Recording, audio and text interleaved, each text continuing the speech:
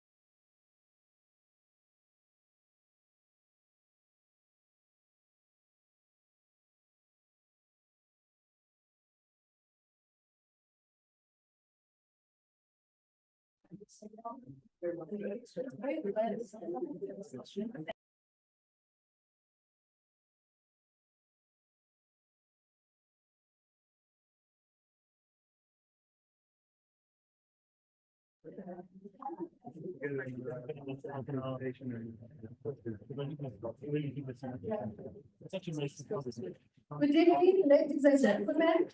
Thank you for joining us. We're just waiting for one more panelist and then we'll start. Thank you for your patience. In the meantime, please take your seats as we plan to begin. Thank you.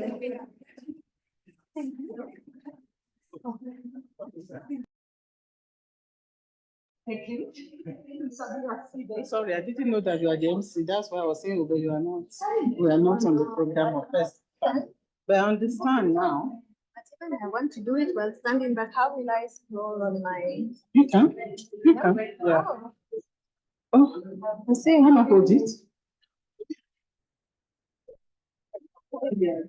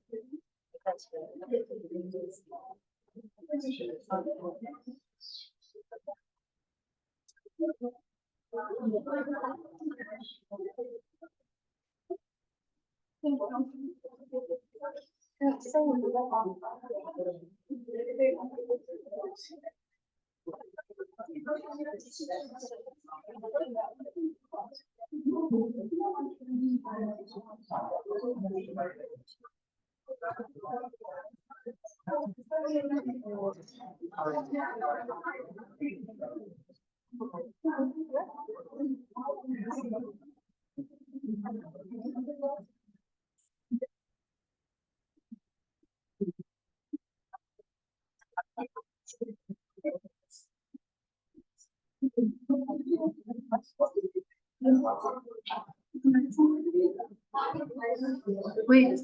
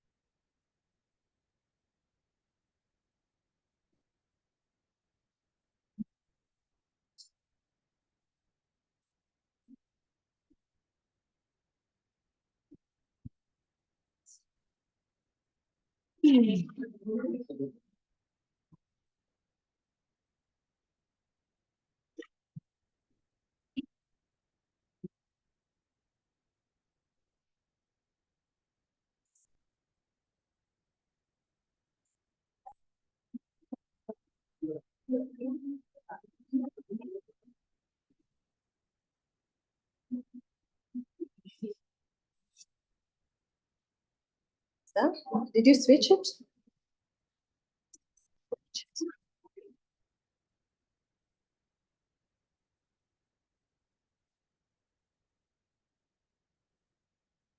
No. Stop. Yeah. Yeah.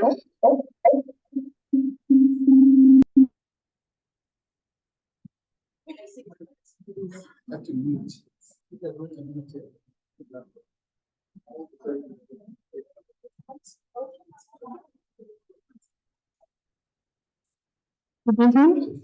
Okay. Good evening, everyone. Welcome to this event. We are honored to have you with us. We know it's been a really long day, and we're very excited to see all of you here joining us at the launch of the IWMI strategy in Kenya and East Africa. We are honored to have a good lineup of speakers that come from government, donors, civil society, financial institutions. And we are also really honored to have you as well with us, because we believe that it's not just about the panelists, it's also about the audience. So feel free to engage, to unmute yourself, to ask the questions, and we really look forward to hearing from you as well. So to begin with, we're going to have our our Director General, Dr. Mark Smith, who will begin the session for us with a run through of the opening remarks, and this will get us started. Wonderful. Thank you, Christine. And yeah, let me add my welcome. Very pleased to have you all here to introduce you to the IWMI strategy, and as well as introduce, and I'll explain this in just a moment, introduce IWMI in Kenya, and be part of a conversation with you all over the course of this event.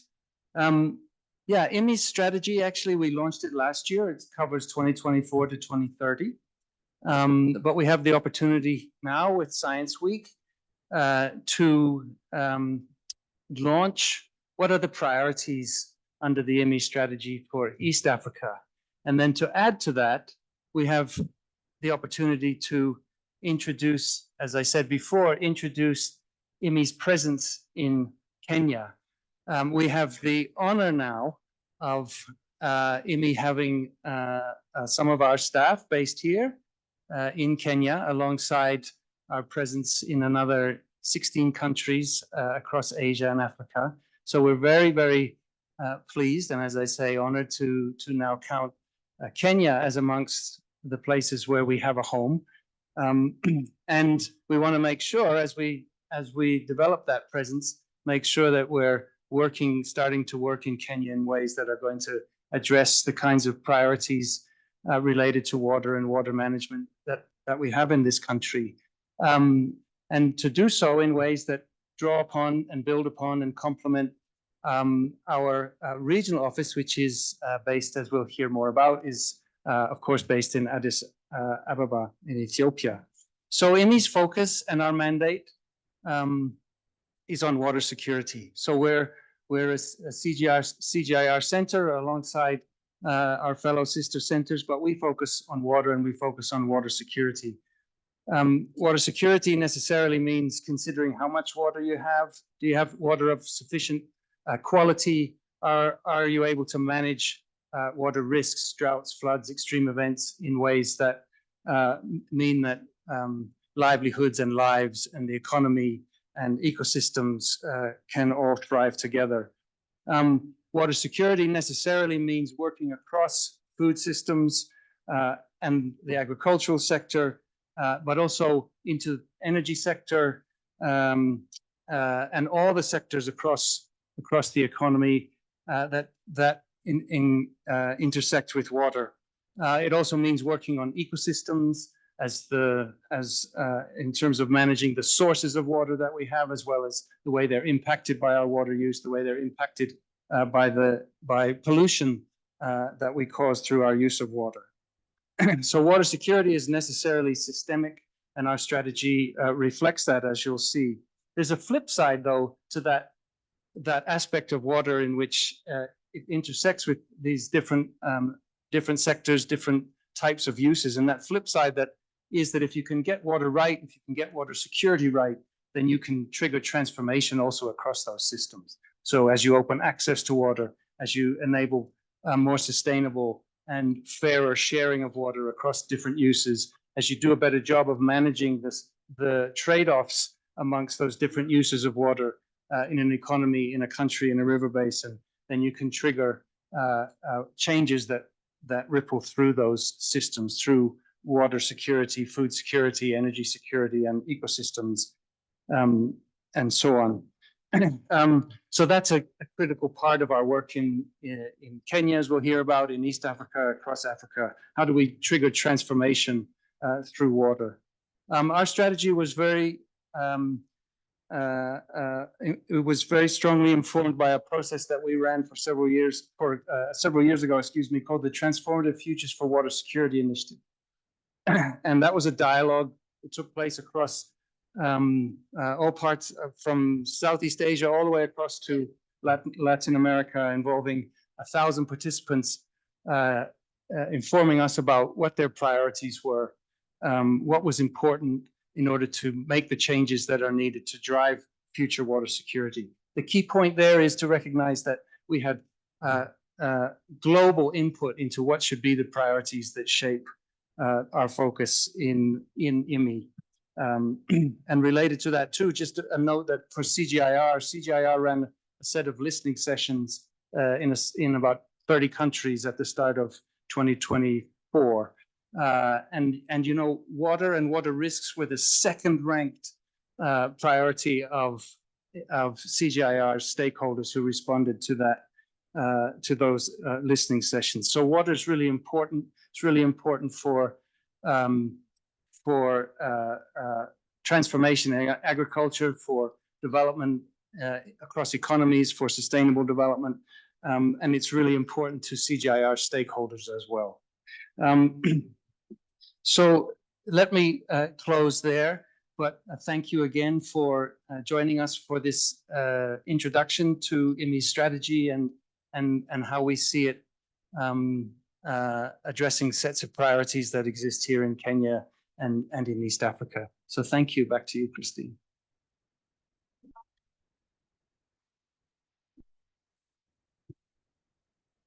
Thank you, Mark. So a really interactive strategy in terms of getting the insights, but we continue to look for these insights because we know that the situation for water security is very dynamic.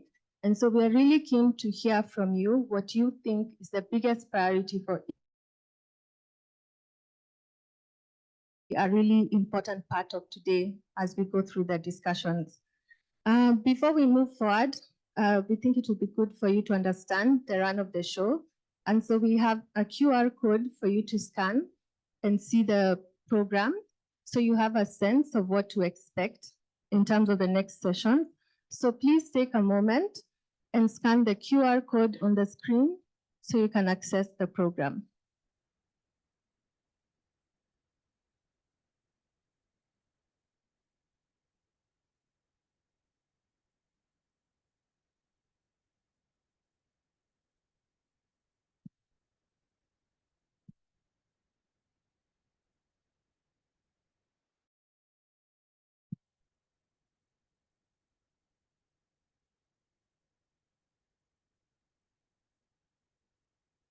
Okay, so I think we now have the program. So up next, we're going to have Sarah Mbago Bunu. She's the Regional Director for East and Southern Africa at IFAD. She's currently the Regional Director at IFAD and has previously worked at the World Bank, the SNB Netherlands. So she brings in a wealth of experience in the space of agriculture and development. And so over to you, Sarah, for the opening remarks. Thank you very, very. Don't think it moves. Okay. Thanks. I think I'll move back this way.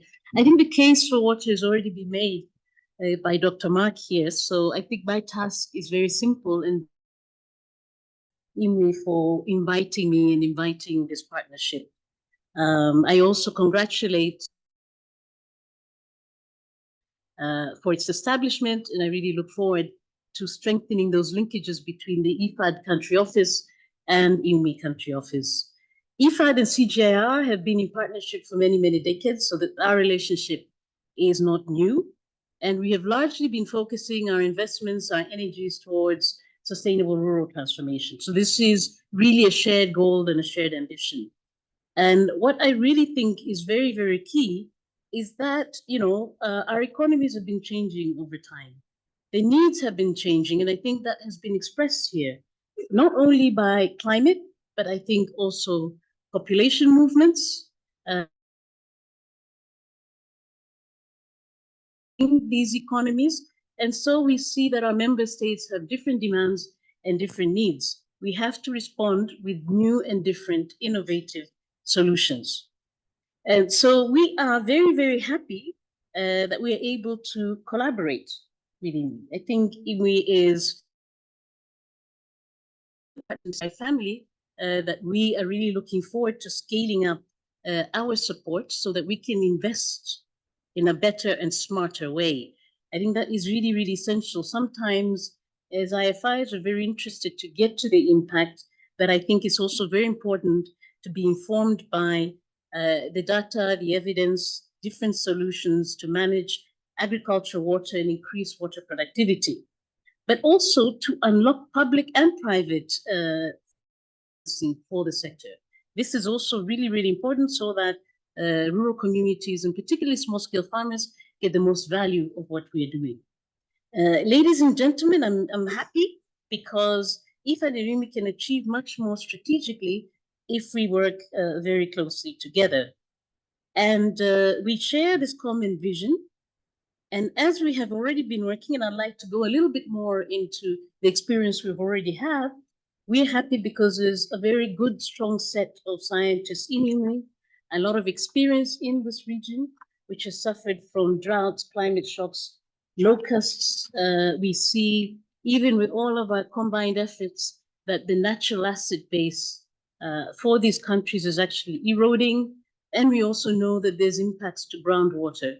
All of these combined effects, which have already been discussed, are actually a risk to our collective ability to produce food, but also ensure healthy diets for all of us. So IFAD at the global scale has invested about $2 billion in irrigation, specifically around water management and irrigation solutions for productive use, and 100 projects worldwide. In East and Southern Africa, we have about 14 projects across 12 ESSA countries, and we have worked and invested a lot in Ethiopia,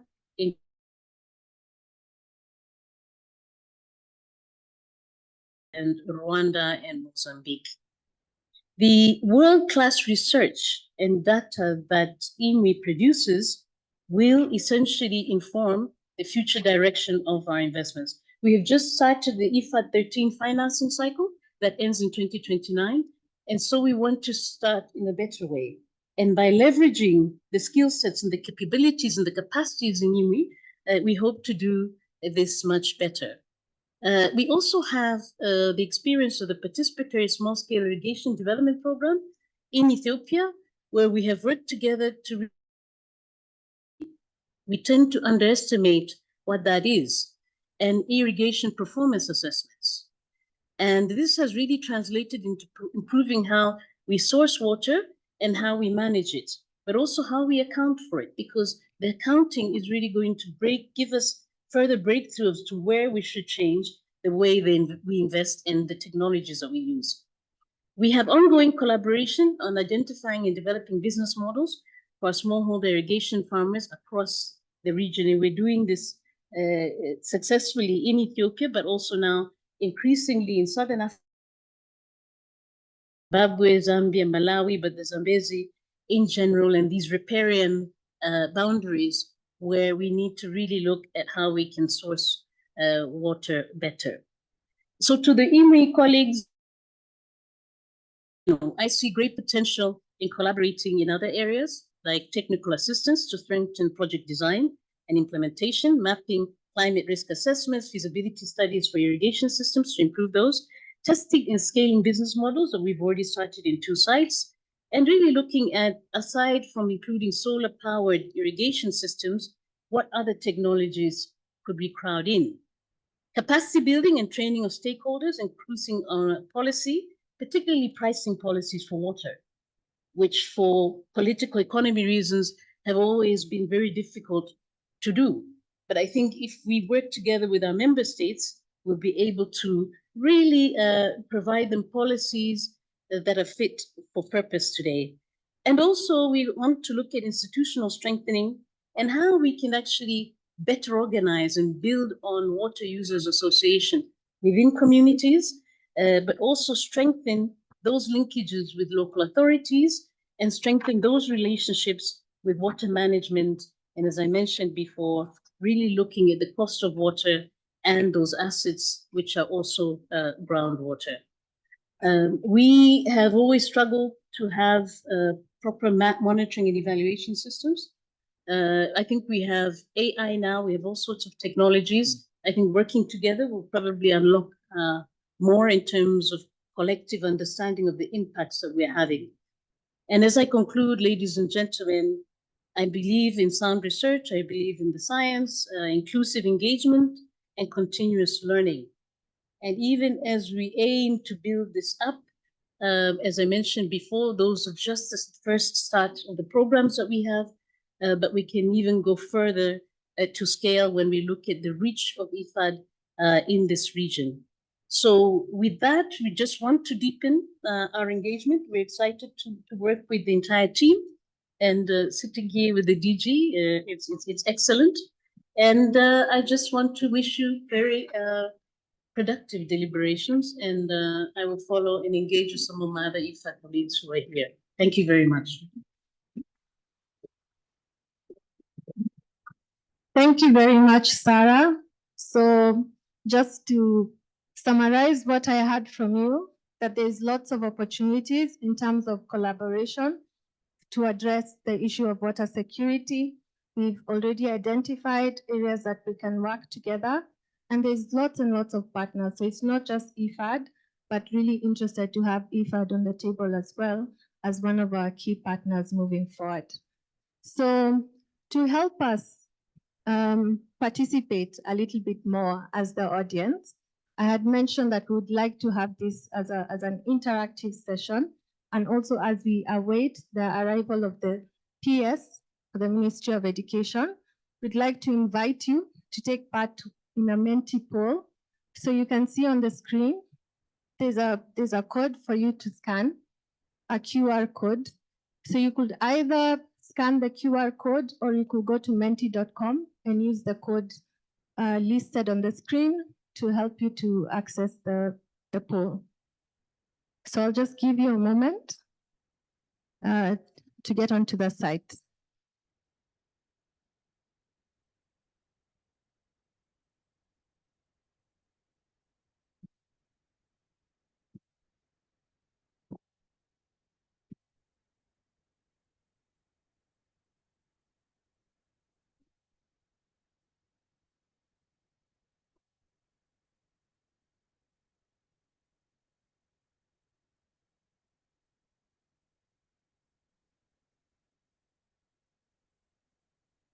And to get us through the next session, I'll invite Dr. Inga Jacobs to lead us in that part. Okay, great. Nice to see such a wonderful turnout. My name is Inga Jacobs-Mata. I'm the Director for Growth and Inclusion at IWMI, and I'm based here in Nairobi. And it's a real delight to be at this moment in time. As our DG mentioned, we have a very strong presence in East Africa through our Ethiopia office. But now, because of the very strategic nature of Nairobi and Kenya, not only for water, but also for development, for scaling water innovations, it really makes sense to set up this hub. So we'd like to hear from you, and I hope you have a chance to scan the QR code before we introduce our guest of honor, our speaker, the PS. I'd like you to please scan the QR code. If you are unable to scan the QR code, you can go to www.menti.com, and there in the very tiny top of the screen, you can use the code to answer some questions, just so that we hear a little bit from you. The code is 66066331. Are you all connected onto Menti? Yes? I need a stronger response than that, folks. Yes, great. That's what I'd like to hear. Okay, so let's see then what we have. The question is really about, in one word, what does water security in East Africa mean to you? And we have quite a few responses. Water is life, first and foremost, but in addition to that, it is also livelihoods, it is safety, it is irrigation, it is water justice, it is sanitation, it is good quality water. It is disease-free water. Great. Water accounting, prosperity, no water shortages. Planning, clean environment. It is accessible, and I guess accessible to all. Access comes up. Survival. Absolutely. We didn't hear so much about water, bar a few sessions throughout this week, but we're really trying to get water a little bit more central in agriculture specifically.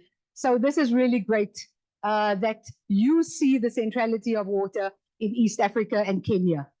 Okay, the next question, please. Mahlatsi, if you can put onto the next slide.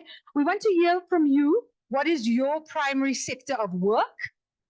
And we have a good few NGOs, community organizations, but also research. I'm gathering that is my CGIAR colleagues, but hopefully also we do have some national agriculture research centers.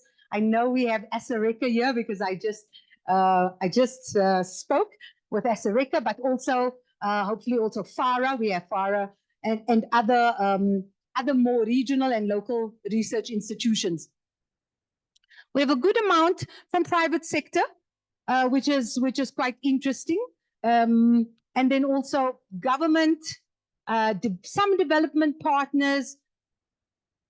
I guess that's Elizabeth, the one lonely farmer organization. We're going to have to work hard to increase farmer participation, but we are happy to have the East African Farmers Federation with us and several others. Those that marked other, would you mind shouting out which organizations you come from? Those three.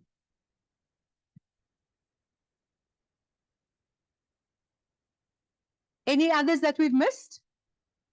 Students, happy to have you here, of course. Yes, please give them a round of applause. We need a lot more involvement of early career researchers and students into the water sector. Great, thank you so much. So with that, I'm going to hand back to Christine to introduce our next speaker.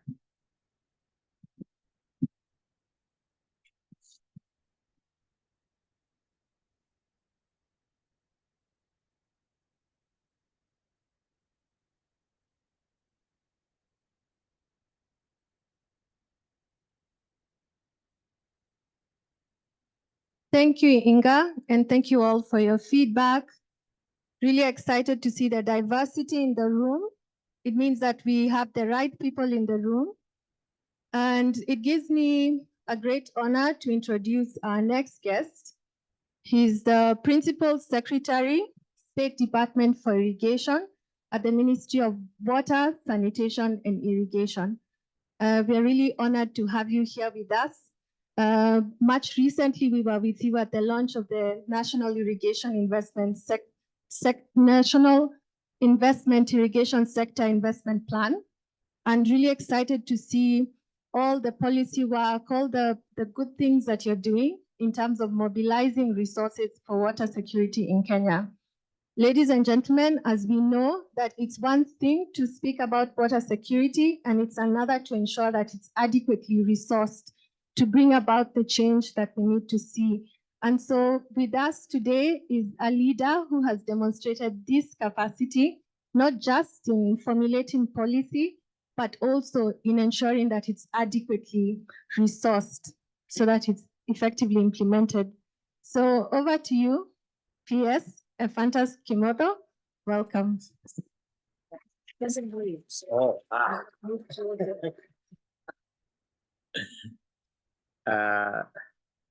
Thank you for that very rich introduction. Yeah, I'm happy to be here as we, as the International Water Management Institute, launch their strategy for the next 5 years. I think it's a good coincidence that we just 2 weeks ago, we also launched the National Irrigation Sector Investment Plan. So I think it's a good coincidence, and we are hoping that we can be able to align both and see how we can be able to address the issue of water security. Just a little bit of a background before our irrigation sector, before I just maybe give a small brief on the NISIP. I think currently in the country we have 4% of the arable land under irrigation. and which is, I can say, is slightly below the sub-Saharan average, which is 7%. And okay, and of that, and from the National Water Master Plan that was done sometimes back, 2030 National Water Master Plan, it clearly showed a potential of, in terms of irrigation, over 3.5 million acres in the country. Though I know many a times when we mention that, there's always a question: do you have enough water to do that? And I think that's one of the things that NISIP is trying to address. We always say, I think in the country we have enough water resources. The challenge is the economic part of it. We don't have a physical shortage, but an economic shortage. So, and that by the current status of irrigation as at 2022, currently we are at 747,000 acres, which is I would say is around 22% of our potential. So we are way below addressing the issue of getting to our potential. And of the 747, you also realize that maybe 60% of that is what is maximally being utilized because of the various other challenges, especially things like how we're able to extract that water. Most of that, most of the 747,000 acres, most of it is under the surface flow.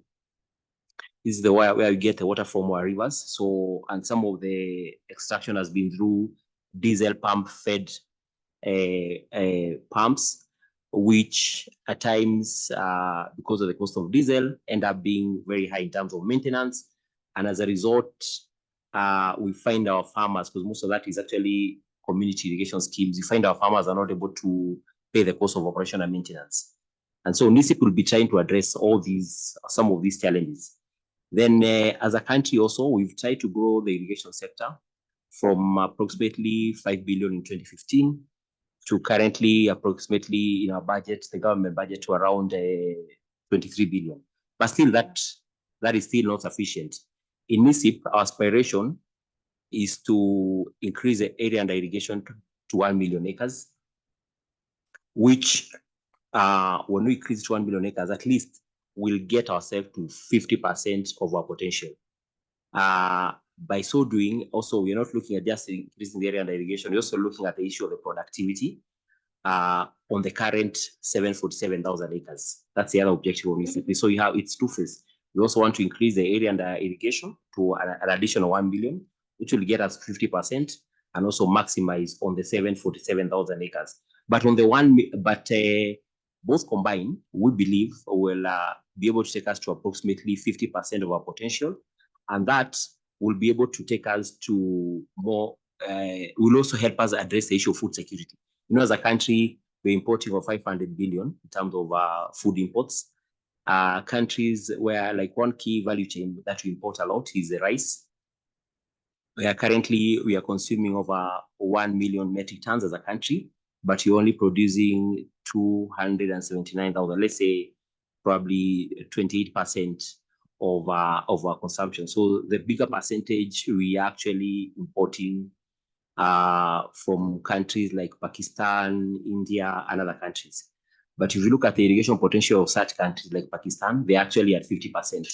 So for us to be able to actually address the issue of food security, we also need to have an ambitious plan, which we are calling it NISIP, and it is business as usual. And we believe when you get to that 50% level, which is where most of the European countries are, we should be able to address the issue of food security in a big way. But towards that, we're also looking at, for us to be able to get the 1 million acres, water security becomes a very key factor. And when we say water security, this time around, under the additional 1 million acres, we are looking at it in an equitable distribution. And that's what you're saying. We want to explore all the water resources that we have. As I said before, we've mainly leveraged on where we have permanent rivers. And then we also want to look at the lagers, especially in the Assans.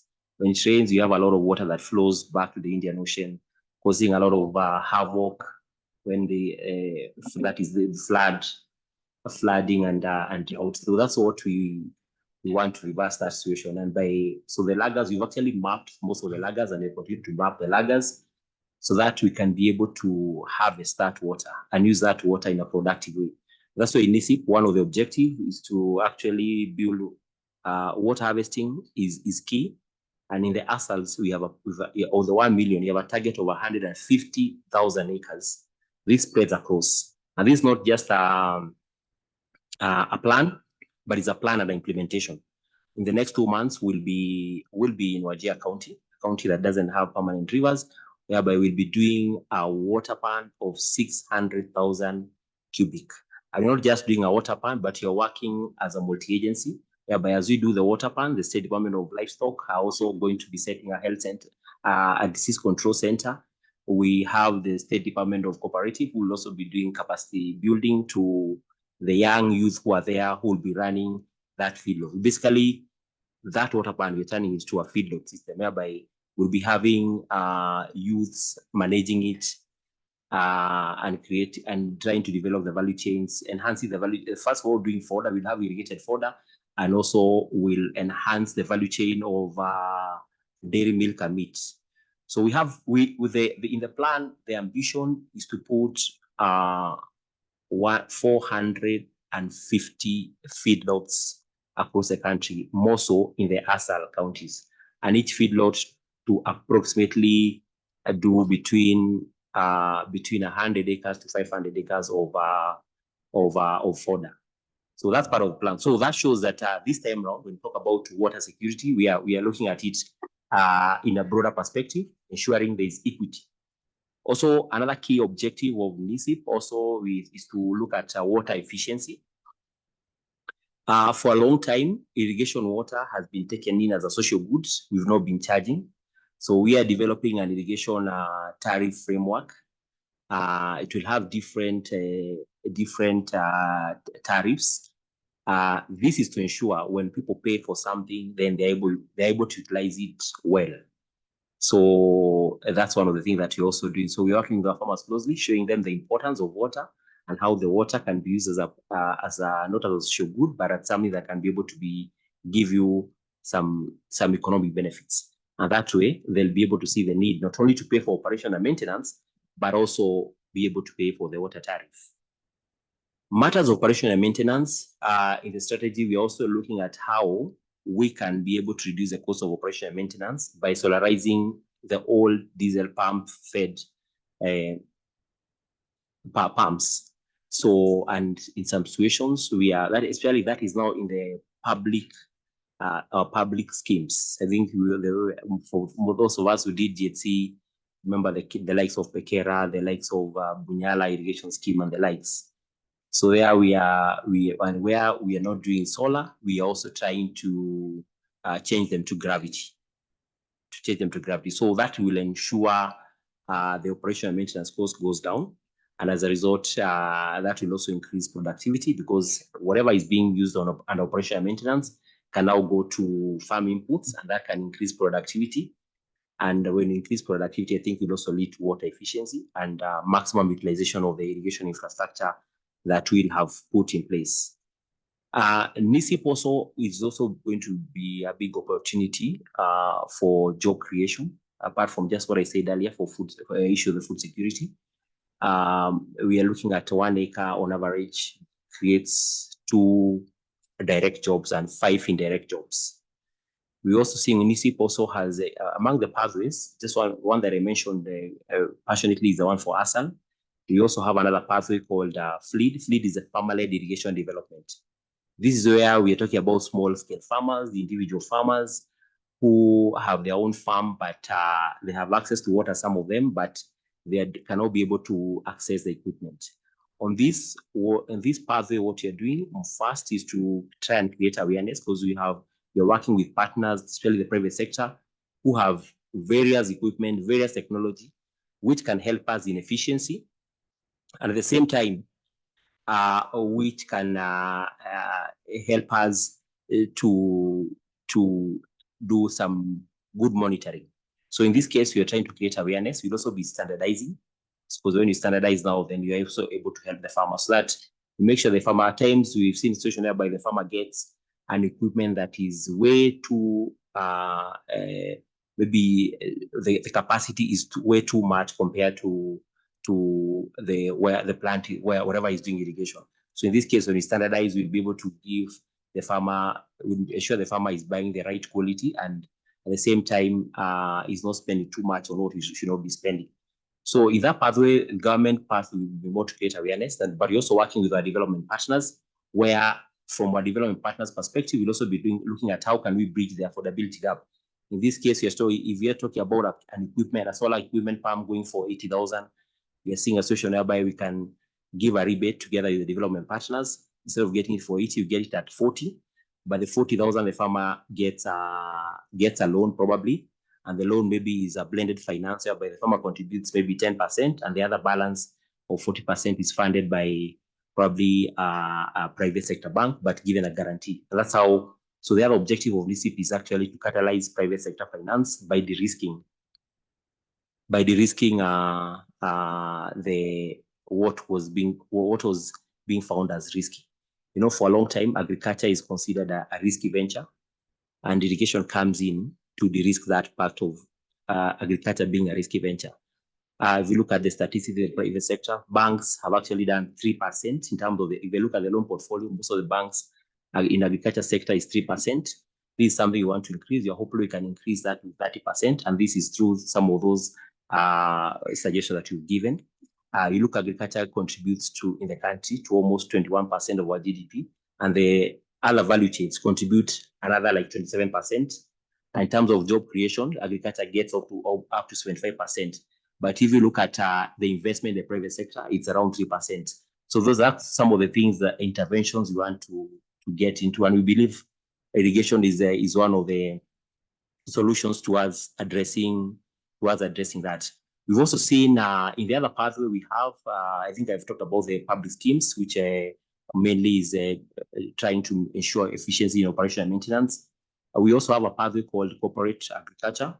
Here again, there are also big opportunities for our private sector, especially private sector in terms of those who will do large scale farming, and at the same time for irrigation equipment suppliers. We also with the banks, we're also looking at ways into which we can de-risk that by funding the viability gap. That is where the government will mainly be doing the heavy lifting, coming up, developing the water infrastructure, the main water infrastructure, that is the dams, and at some point funding the viability gap, then the rest leaving it to the private sector to do it. And that's where we said you're also developing an irrigation tariff, which would be able to address that, so that whereby you find one private party doing the dam, but the other private party doing production, but the one doing production paying for that tariff, which again pays back. So we're also trying to see how we'll be analyzing that and establishing the viability gap. Then the other one we have is community irrigation scheme, which I think I kind of mentioned when I started. The community irrigation scheme is mainly where we have land owned by the farmers, but government will mainly be doing, again, the heavy lifting, bringing the main infrastructure, doing the intakes. Then the last mile connectivity, the farmer does it in sort of what we'll call a more like a blended finance model, where government maybe spends 50%, then 40% is the farmer is given a loan by the bank, and the 10% the farmer contributes himself. But again, to backstop the farmer, we're also working closely with the trade department to ensure we have market linkages. For these market linkages, again, they give the farmer the assurance of the income. And when you give them the assurance of the income by getting contract farming from the aggregators, again, you also be able to make the farmers bankable. So those in a nutshell, those are some of the pathways. So we are looking forward to more collaboration. And as I said, in IWMI, we've worked with them before closely, more so on matters to do the water accounting, the water efficiency when it comes to the matter of water accounting. And because this is going to be one of the key things that we're looking at, especially in our community irrigation schemes, changing the mindset of the farmers. We are looking forward to working closely with them, especially on the farmer-led irrigation development and on the community irrigation schemes. We're also looking forward to working with them closely on the climate smart solutions when it comes to the issue of the solarization. So I think I can only say that there can never be a better opportunity than this happening at the right time. And I know together we'll be able to fight climate change, build a food secure country, and liberalize our economy and create jobs for our youth. Thank you. I guess.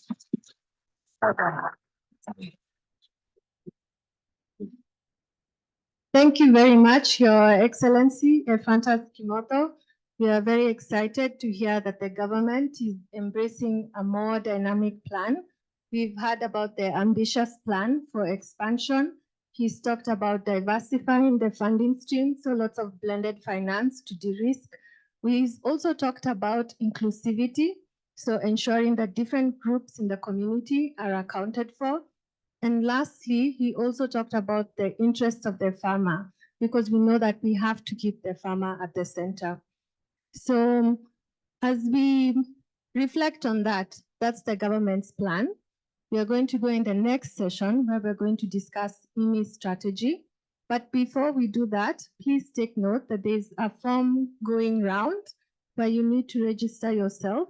So if it comes across, kindly add in your details so we can take note of them and keep you updated on the progress.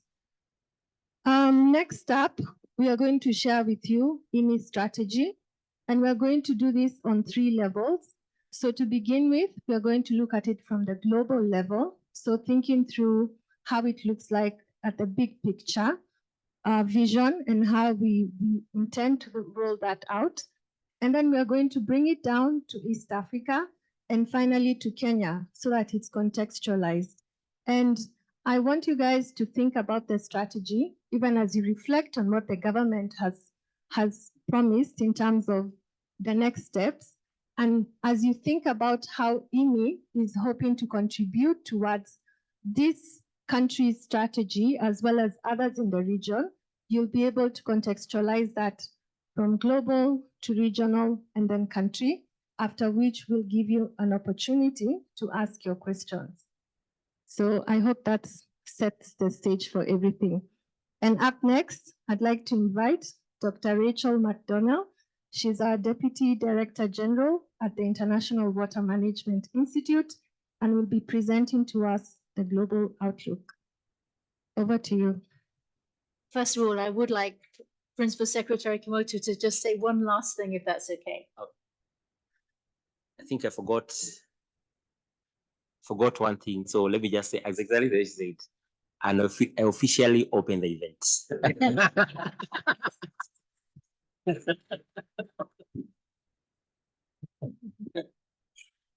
Could we have the first slide, please? Is that from me?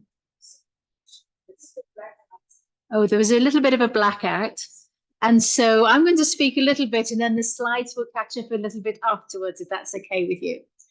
It was wonderful to see your thoughts on what are the challenges here on water.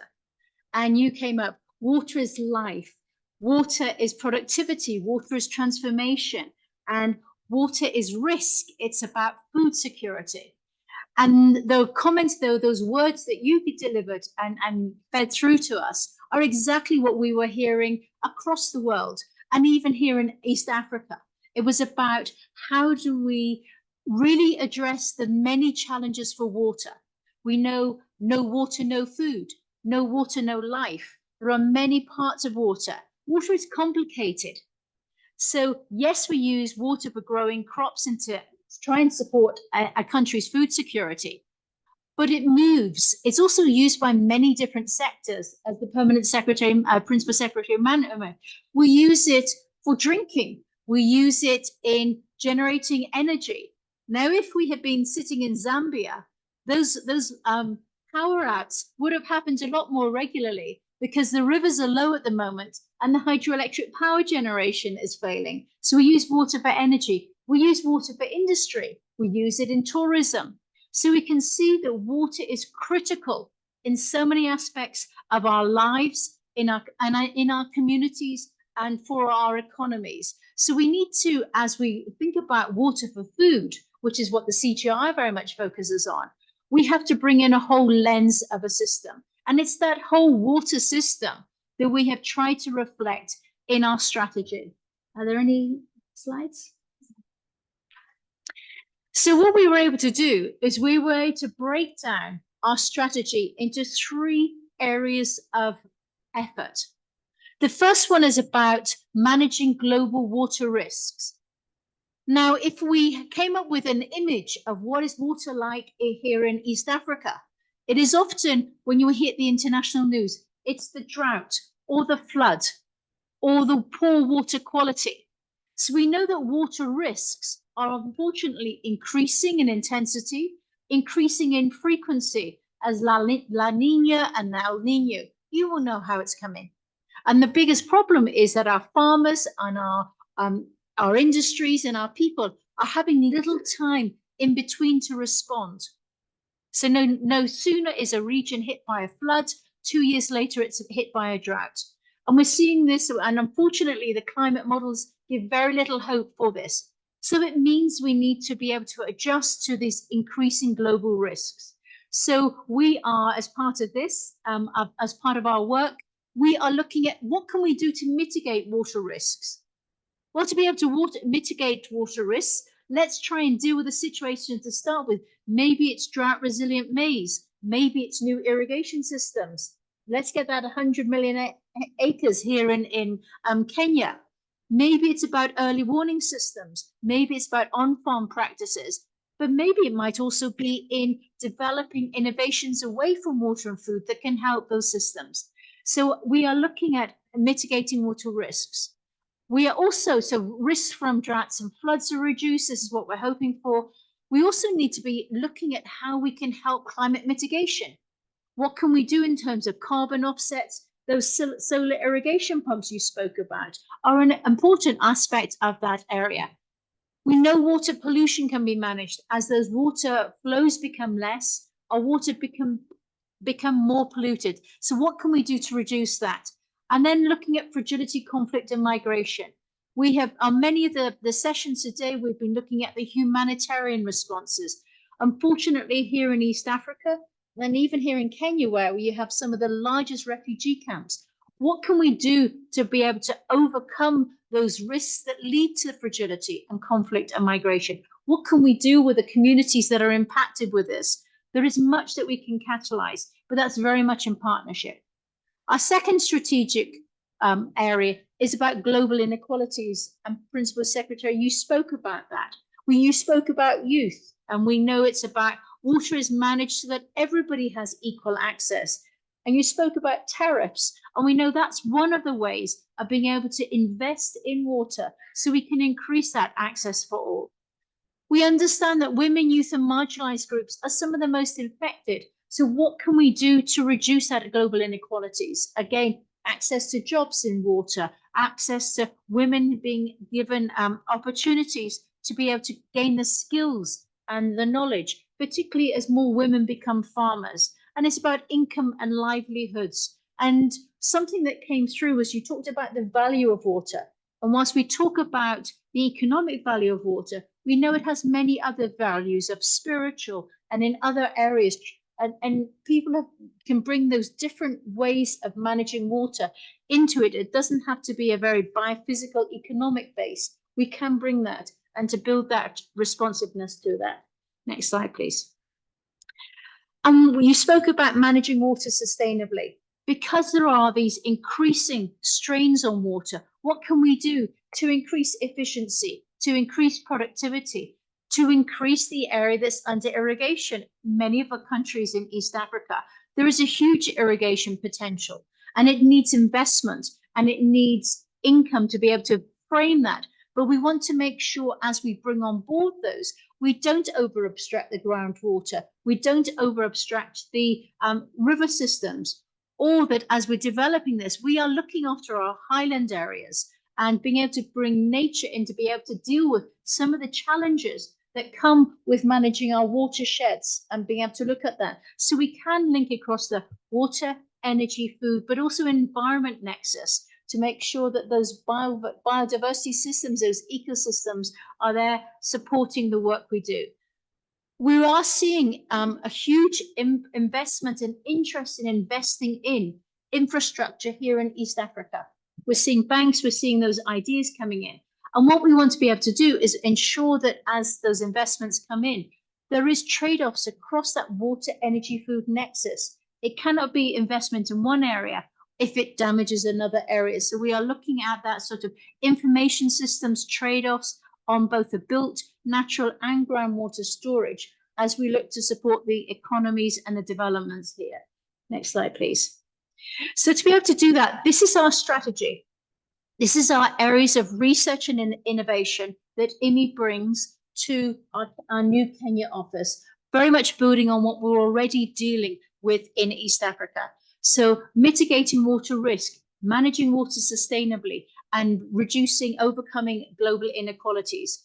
And we're doing this both as a center of IWMI, but also the CGIAR has this overarching framework for all the work. So we are linking with our sister centers on crop production, on crop genetics, on food policy, food investments. So be able to bring the whole of the CGs work on water systems to Kenya and to here in East Africa. So hopefully I've been able to give you an overview of the framing of our strategy and the types of work that we're going to be doing here. Thank you very much. Thank you, Rachel. Next up, we have Dr. Abdul Karim Said. He's our regional representative for East Africa, based at our regional office in Ethiopia. Over to you, Abdul Karim. Thank you very much. So I think the floor has been set already for me by His Excellency and Rachel as well. So I'll focus on some of the examples of the work we have been doing in East Africa for the last over two decades.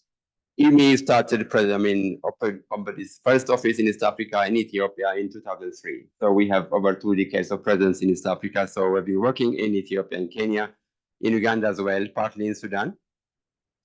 So I framed my presentation from watershed to the river basin and beyond, because we really work at different levels and with different partners, with communities, with governments and development partners and RBOs, also regional economic communities. Next slide, please.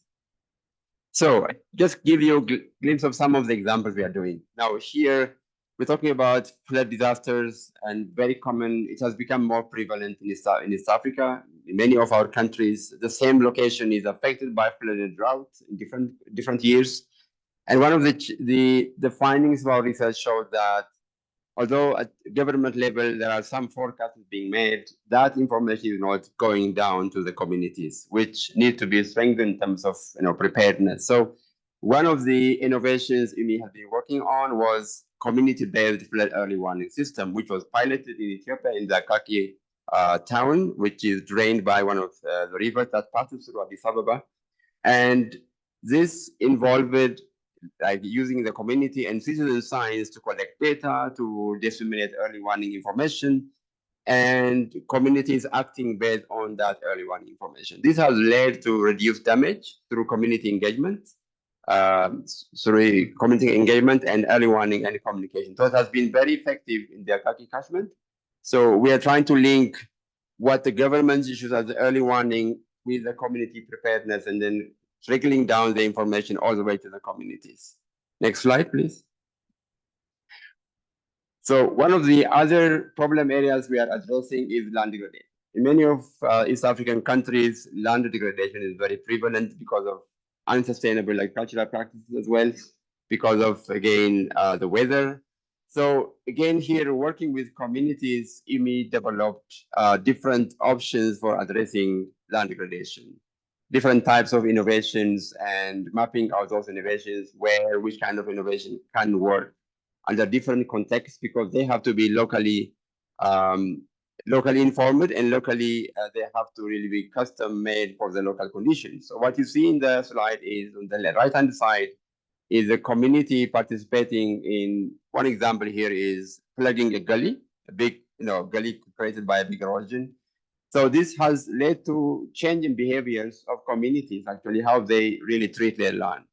So there are many, many examples of innovations, like, for example, business models for sustainable,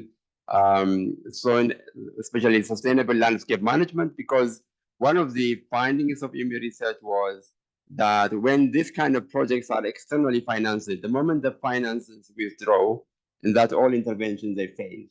So because of that, business models have been developed, which actually leads to what we call community-centered sustainable land management system, in which the economic incentive for community at the center of that intervention. It's not just only conserving soil and water. So we have many, many examples of this, especially in Ethiopia, where we have been working for more than 2 years, 2 decades. Next slide, please. So another area which His Excellency also mentioned about, when it comes to smallholder irrigation, one of the challenges really is like, one is the energy source, because the diesel pumps are not sustainable because of the costs. At the same time, because of like they are relying on small rivers, they are highly affected by climate. So because of that, IMI really pioneered since 2016 working on irrigation pumps, solar pumps, I'm sorry, solar irrigation pumps. What you see on the left-hand side is a map which shows, please don't move, yeah, a map which shows solar suitability for Ethiopia. This has been done also for other African countries. On the right-hand side, you see a community again being mobilized to pilot not only solar pumps, but also water management technology bundles together with the solar pump, so that this solar pump becomes more sustainable. So we're not working only on the technical side as well, but also on the financial side, working with private sector, connecting farmers with private sector, vendors of solar pumps with different payment modalities. These are very important packages to make solar pumping accessible to smallholder farmers, at the same time make them sustainable. On irrigation, we also work with the National Irrigation Authority in Kenya, especially what you mentioned about, yeah, we want to expand irrigation, is the water available, right? So how do we do the water accounting for irrigation, making sure that irrigation becomes sustainable? So we are working with the National Irrigation Authority in developing what we call water availability and demand tool for irrigation. And this has been going on for some time, and we had our last meeting in February. It's going to be part of the irrigation information system in Kenya. So this is a big area of work. In Ethiopia, the IMI's work on solar irrigation has triggered a discussion way back, maybe about in 2017-18, which led to government policy for removing import duties on irrigation technologies. So IMI is proud to contribute to that actually change in policy. Next slide. Yeah, so when I talked about from watershed to river basin, in East Africa, many of our rivers are transboundary waters. So, and transboundary aquifers, which require collaborative management of this water. So one example here is the Nile Basin, where water is really scarce and a lot of planning for irrigation. IMI was approached by the Nile Basin Initiative to support in development of the river basin management plan, specifically in projecting irrigation demand and identifying water-saving options. Because water is so scarce in the Nile Basin, innovations are required to estimate what kind of innovations can help save water, because we need to produce more from less, especially in the Nile Basin. So IMI's work has been incorporated in the river basin management plan of the Nile Basin. This is actually a big achievement for IMI, because if you read that plan, number of places mentioned IMI's work, IMI's contribution. Next slide. Now, coming now, this is one is beyond river basin and beyond. Now, we are working at continental level as well. Through our digital innovation work, we are generating water accounting for entire Africa and for specific countries.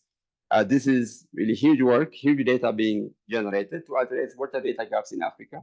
All right, so we talked a lot about water accounting. We run the water accounting model every day, and we have water accounting estimates for the entire continent, which can be aggregated for any specific region. What you see in the slide is one of the products of this digital innovation work, where we are generating river discharge data for entire Africa for over 64,000 river segments.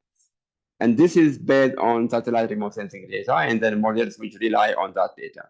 Because if you go to many sub-Saharan African countries, river discharge data is very scarce. In many places, is lacking. It's completely not available. And you cannot plan water resource management developments without data, obviously. Either you'll be overestimating or underestimating.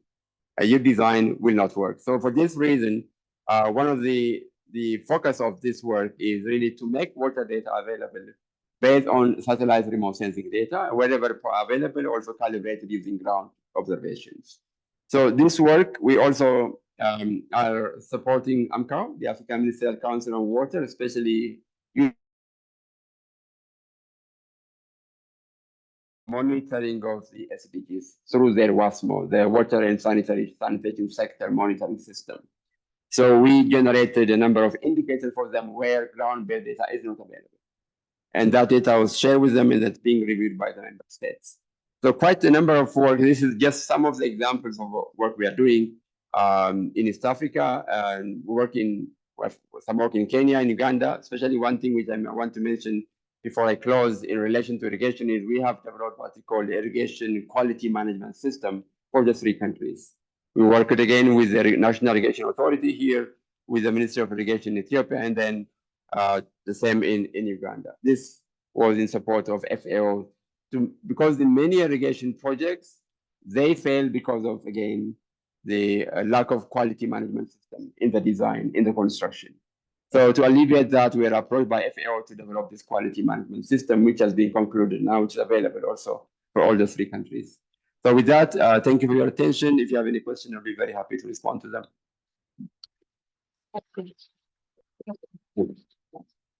Thank you, Dr. Abdul Karim, for setting the stage for the region. And up next, we have Dr. Inga Jacobs-Mata to take us through the plan for Kenya. Thank you very much. And I'll just grab this, sorry. Thank you. So I'm used to standing, so I'll stand.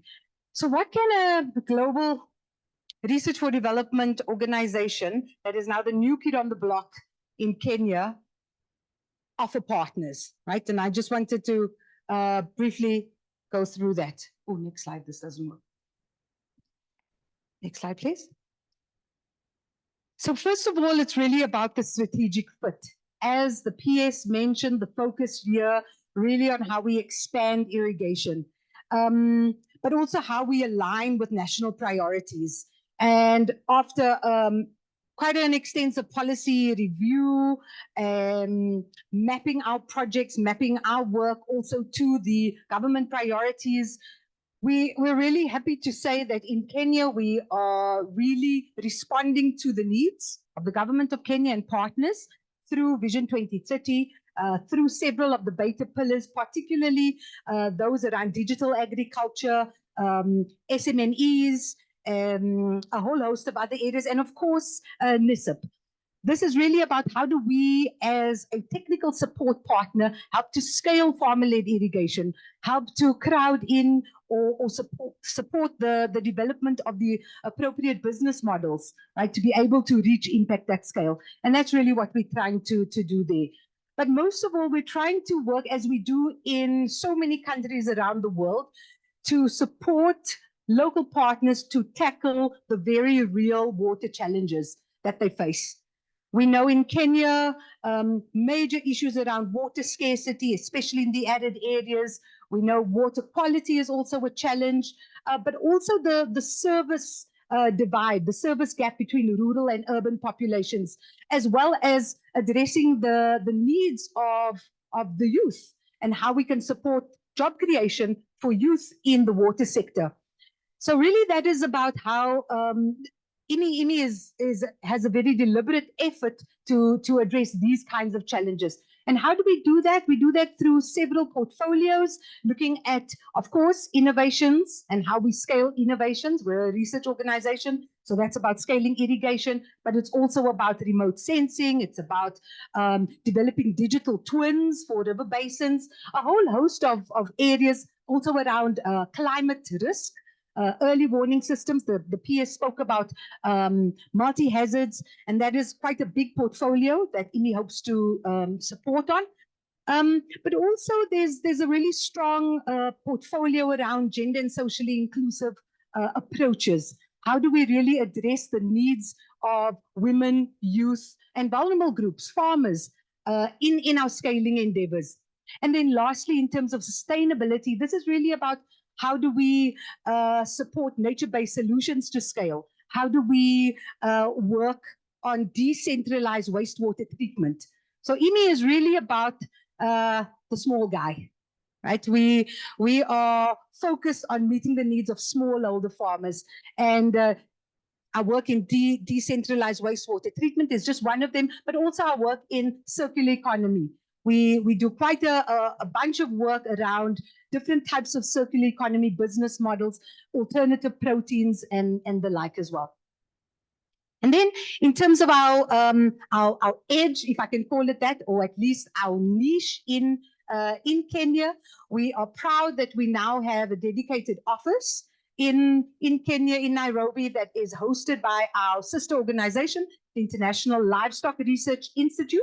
And we hope that you will join us there and visit our offices soon.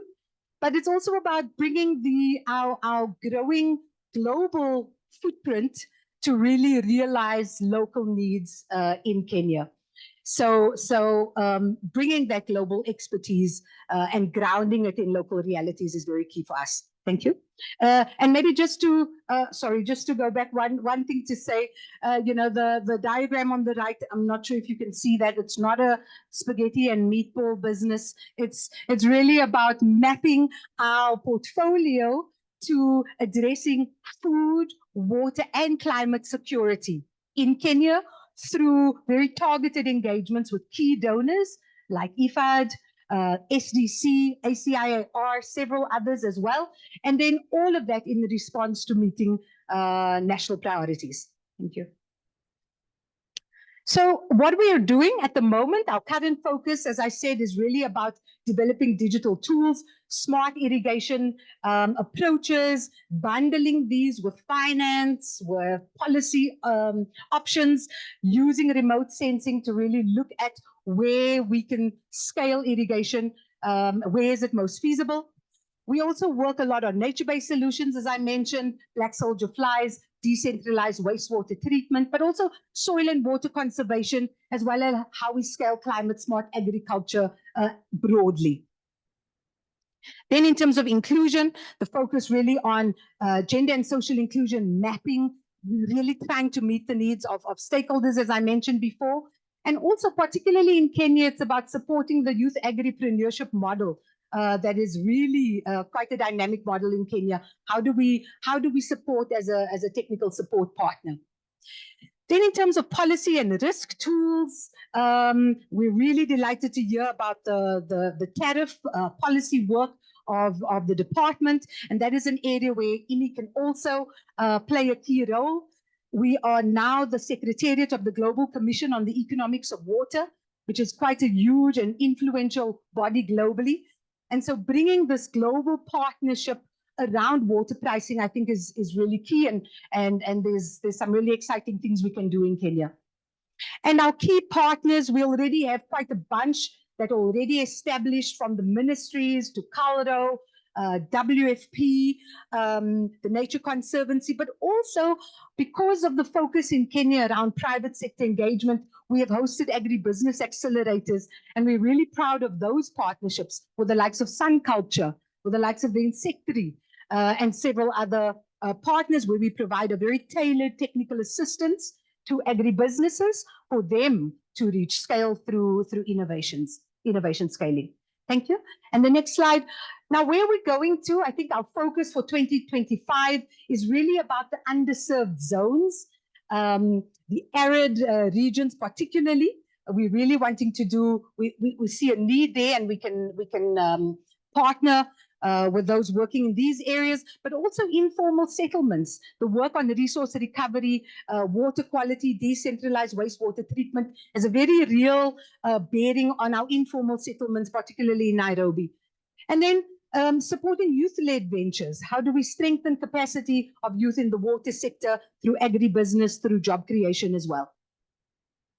Of course, our localized scaling is quite key. So this is about how do we co-develop with partners, innovations, particularly building partnerships with county governments. This is an area where we see a lot of scope for partnership. And again, as I said, the circular economy and digital finance integration. Some new opportunities we really, as Abdul Karim also alluded to, the early warning systems with the Lake Victoria Basin Commission and the NBI has a lot of opportunity, and we're excited about that.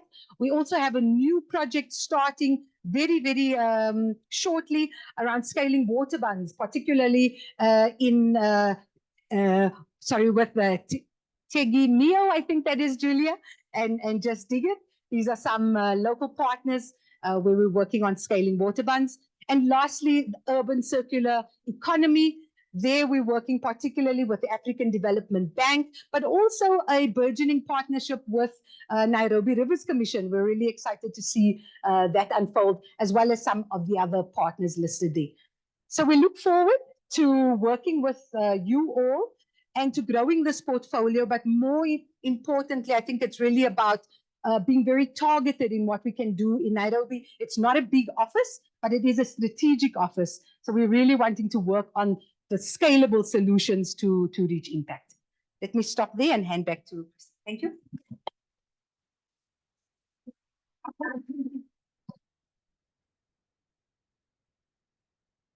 Thank you so much, Inga, for the overview on what we plan to do in Kenya. And I know I had said that we were going to ask questions after this session.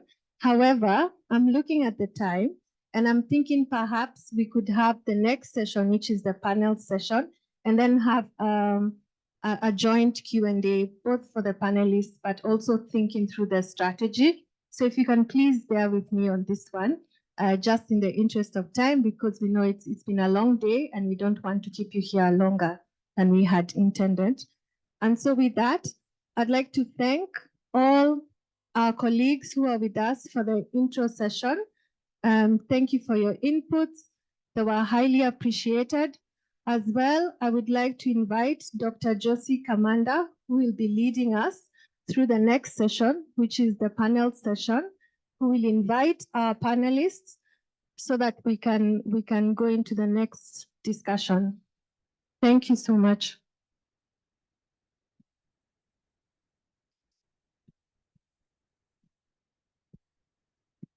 Thanks, Christine. So we are going into a panel session now. The topic of the panel discussion is water security beyond 2025. And we are looking at the strategic directions for Kenya and the region.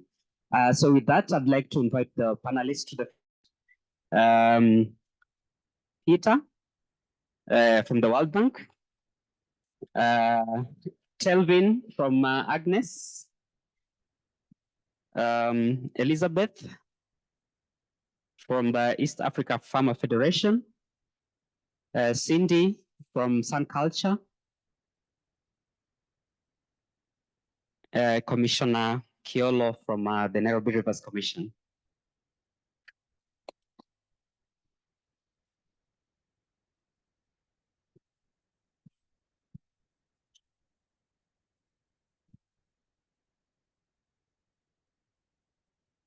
So thanks a lot for joining us. I have your bios printed out, but I'm not going to read them out. So maybe I'll give a minute to each one of you to introduce yourself, your name, the organization you work with, your background and expertise, and then you can move on.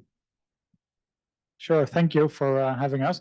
I'm Peter. I work at the World Bank. I'm leading our water and agriculture portfolio in East Africa.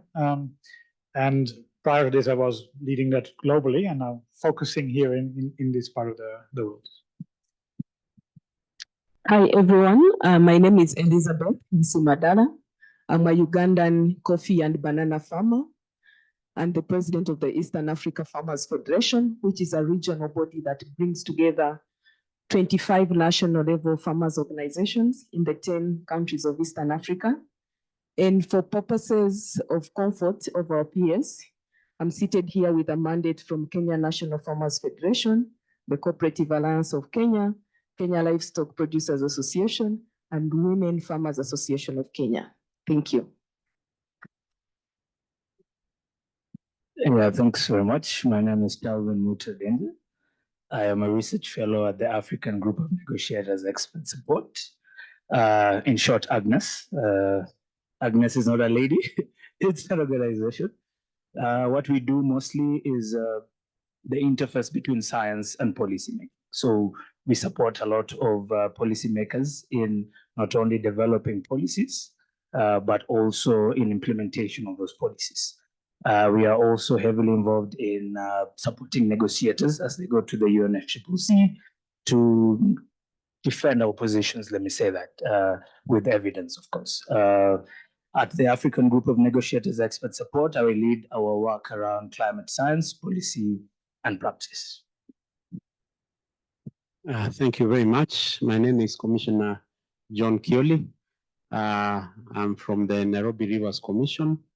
I'm a climate change expert, policy expert, and I've been in this field for the last 24 years.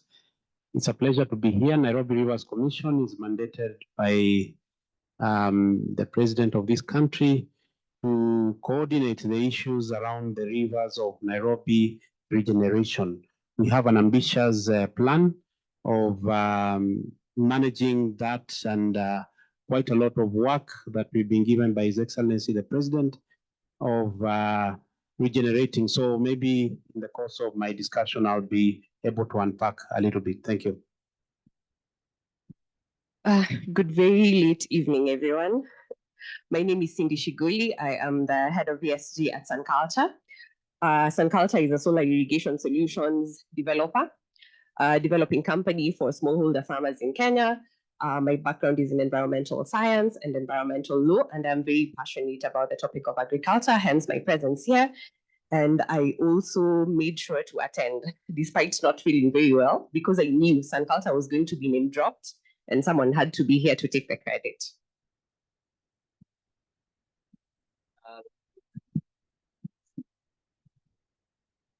Thank you very much. I'm going to start with Peter over here, and from what the PS spoke about.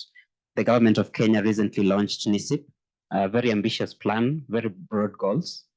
In your perspective, how do you think an international agricultural research center like IWMI could very practically contribute to the operationalization of NISIP, you know, so that we can be able to get some real practical impacts on the ground?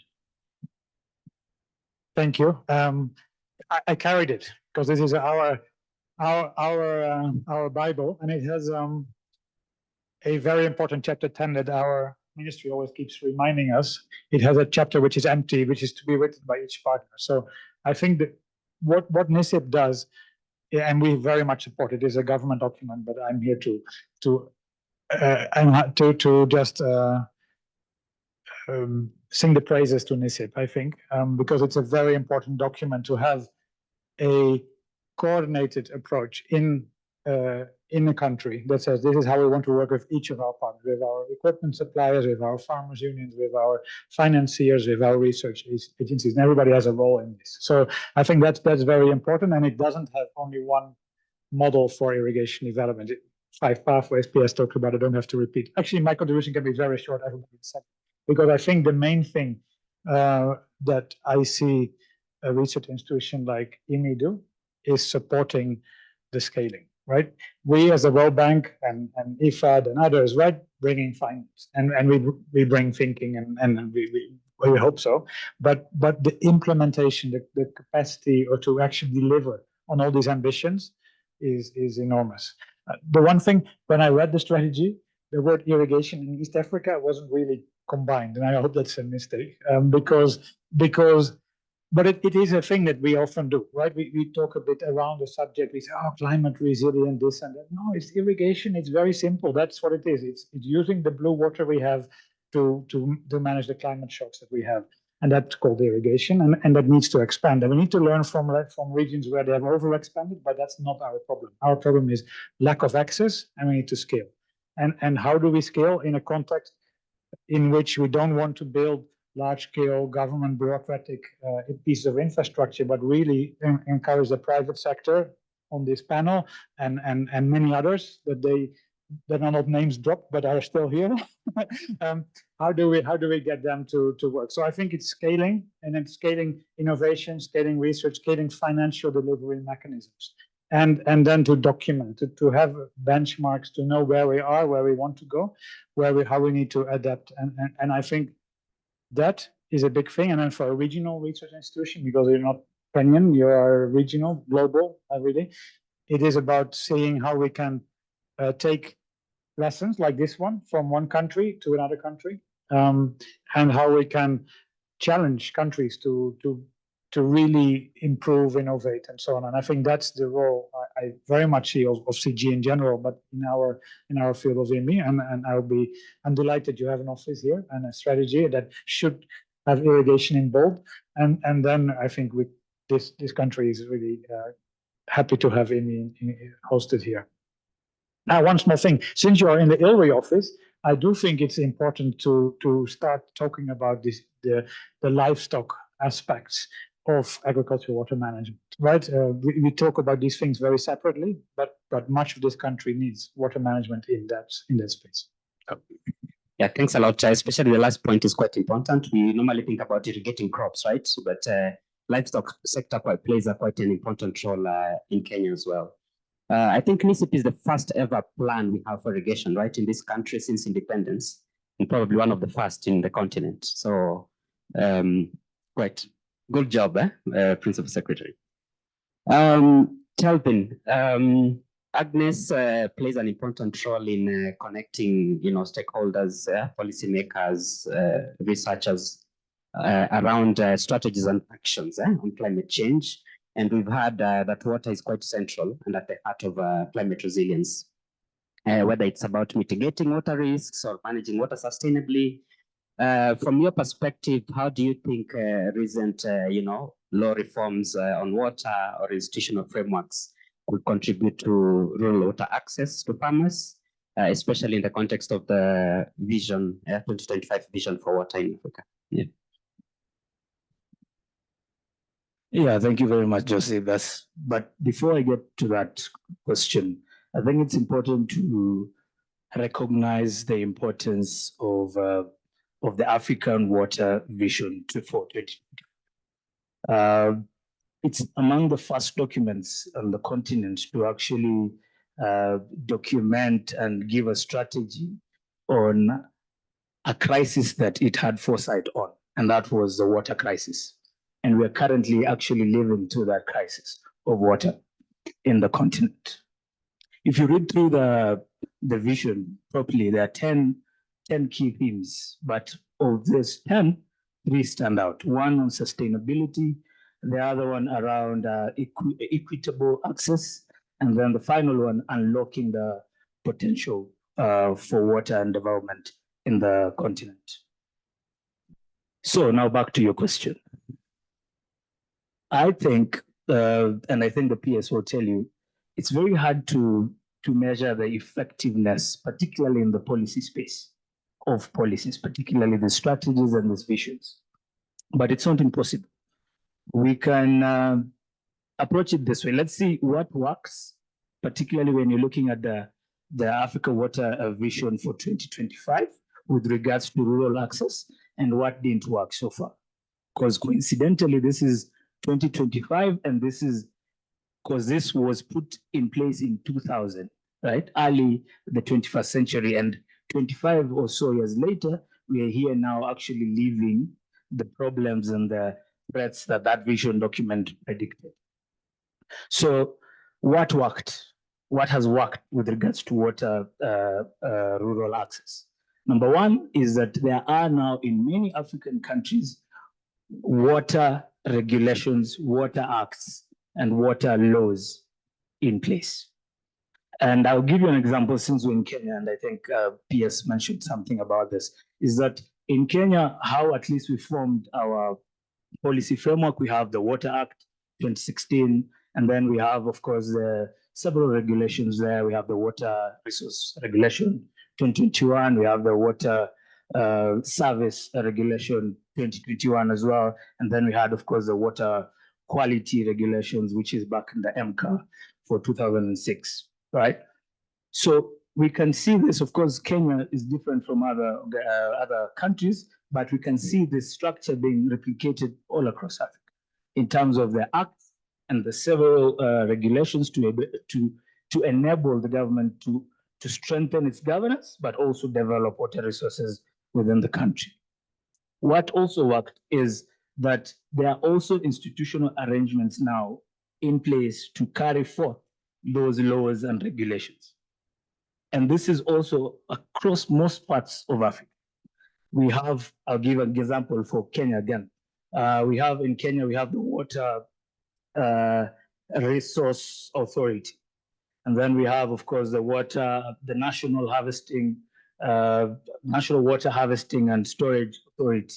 And then we have a number of boards there. And then we have, of course, the water, is it the water something that tribunal or something like that. All this are trying to take the mandate from the act and try to actually implement, right? And deploy onto the ground. And since Kenya is, the water is a devolved function of government, it's being mainstreamed from the national right down to the subnational. The other thing that also worked, I think, and is very clear in the vision statements is the wisdom, the water wisdom. I'm sure there are a lot of experts here who understand what water wisdom is. And it was alluded to as well, some of the panelists that were here before, is that there is now a lot of information, not enough according to Dr. Said, but there is now, comparing to them, there's a lot of information that we can draw to make decisions when it comes to water. There is now a lot, and the PS mentioned this, there's a lot of public participation, there's a lot of public awareness, there's a lot of capacity building in this space as well.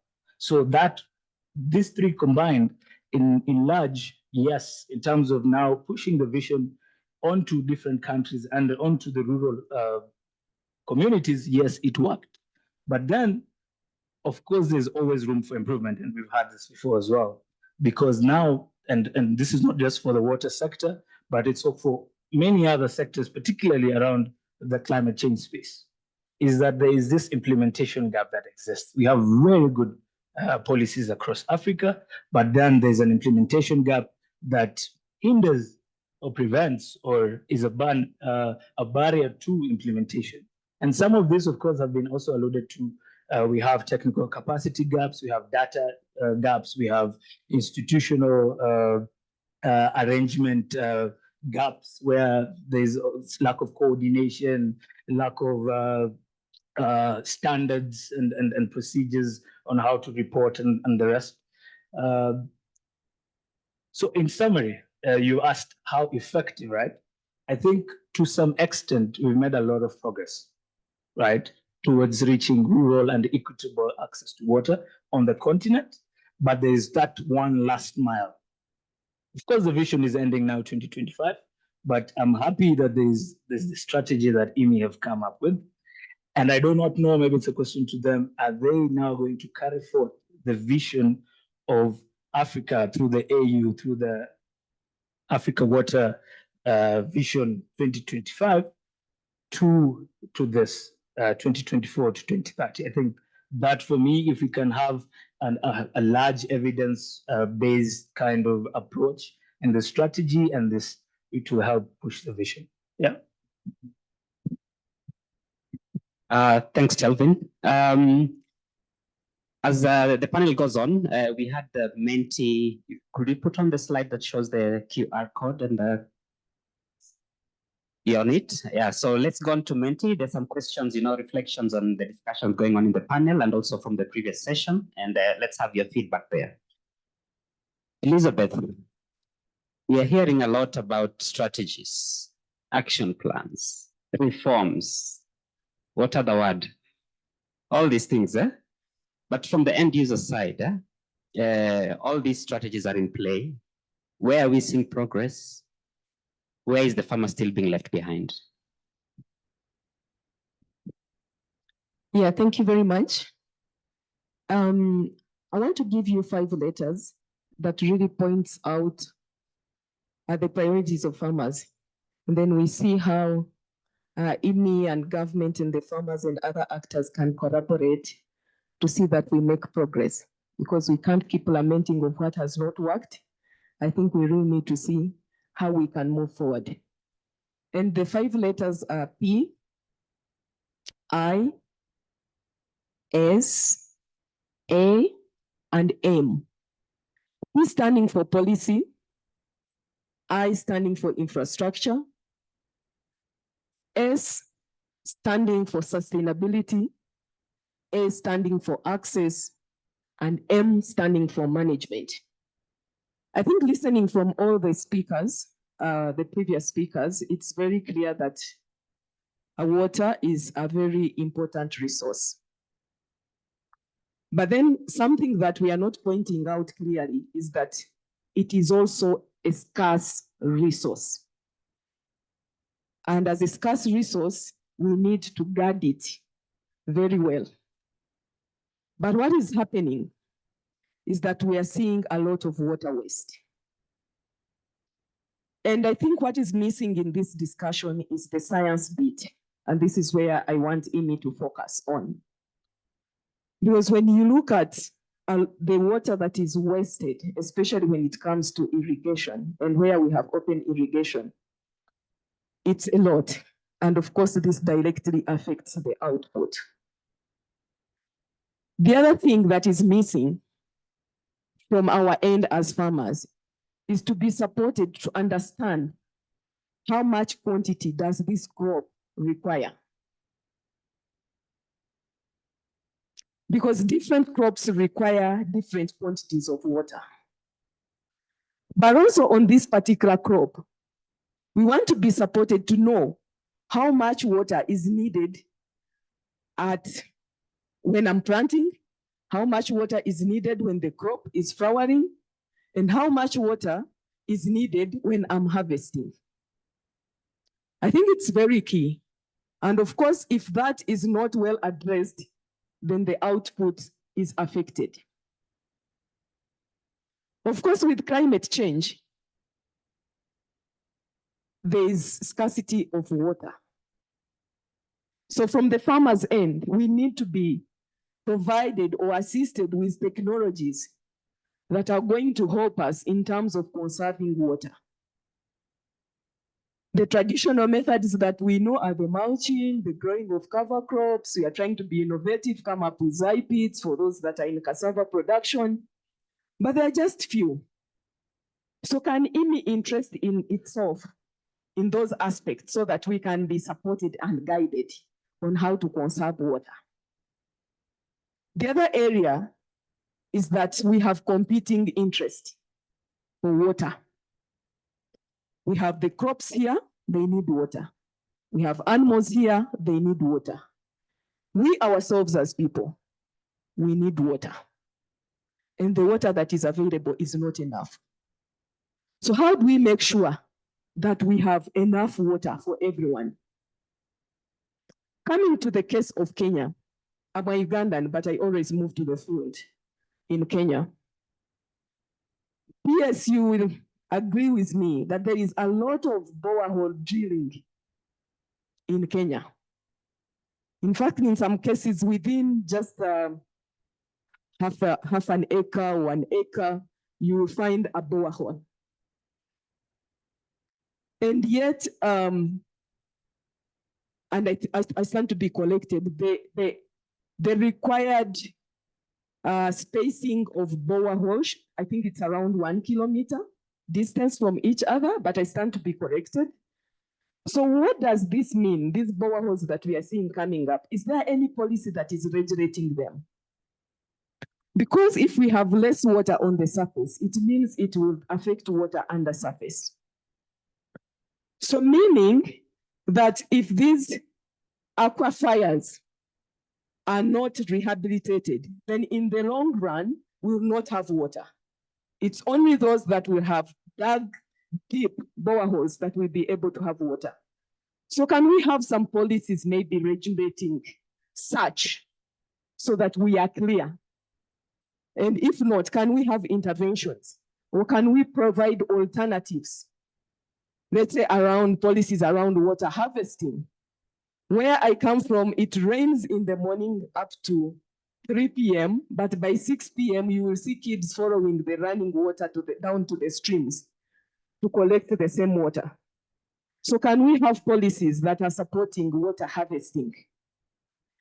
When you go to places like Nyanyuki, I think it's Nyanyuki town, and on this, I want to point out the issue of user rights.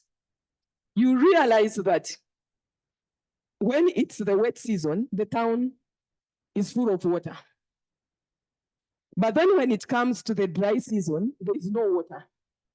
Because then water that is flowing from the rivers has been diverted by people who are living upstream. So can there be control? I know there are some water associations, but do they have policies that are guiding them, or can they be supported to play their role and make sure that they support water sustainability? I think it's really very critical. And finally, the PS mentioned about the irrigation ratio, which is about 4%. But when you look at the arable land in Kenya, I think you will correct me again if my figures are not correct, I think it's around 20%. But then you ask yourself, then why the 4% when we can have more investments in irrigation and have more land under production?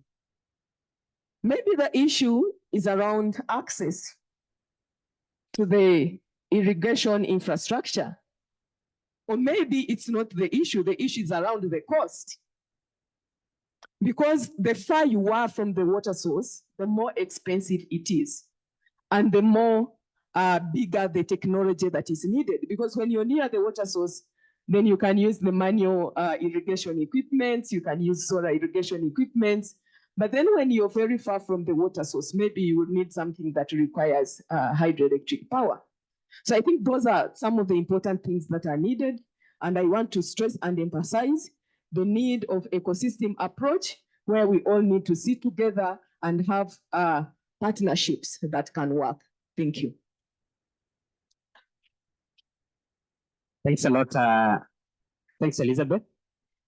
I think it's possible to use the mic right next to you, Cindy. Yes. So my question to you is from the technology supply side. So SunCulture is involved in, commercialization of solar irrigation.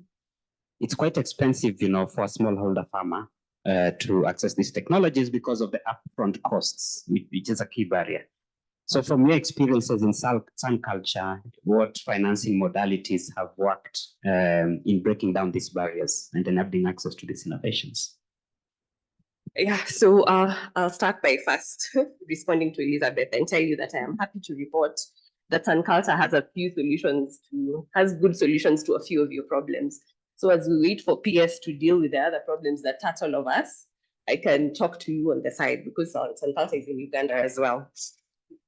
So yeah, absolutely, Josie. There is a big problem with upfront costs. It is one of the most significant barriers that exist, if not the single most significant barrier to the access of innovation in as far as agriculture is concerned. And to address this challenge, we have found that a lot of research and creativity is required to design financing options that are suitable for farmers, because as we know, income for farmers is not like income for people in formal employment. Income will be found, during possibly harvest time and is dependent on whether or not a farmer is able to get a market. And this is where SunCulture comes in. So again, I will go into introducing who SunCulture is. So SunCulture is a solar irrigation solutions provider who develops and commercializes technologies that aim to solve the daily challenges of the 570 million smallholder farmers in the world. So what this means is that we design solar irrigation systems, and contrary to popular belief, solar irrigation systems actually are very powerful, and you can be able to access a solar irrigation system that is adequate to irrigate a farm that will go to up to possibly 4 acres with the right solution. So why is SunCulture's focus on smallholder farmers? This is a big question and is a big part of this discussion. So I will give 3 reasons why. So the first reason is because smallholder farmers account for over 70% of food production in sub-Saharan Africa. This is really big. And then they also manage 80% or thereabout of the region's farmland. And they're also the ones that are disappropriately vulnerable to climate change in terms of water insecurity due to limited access to technology. So what does SunCulture do? And how does SunCulture aim to solve this? How does SunCulture come in to solve this problem?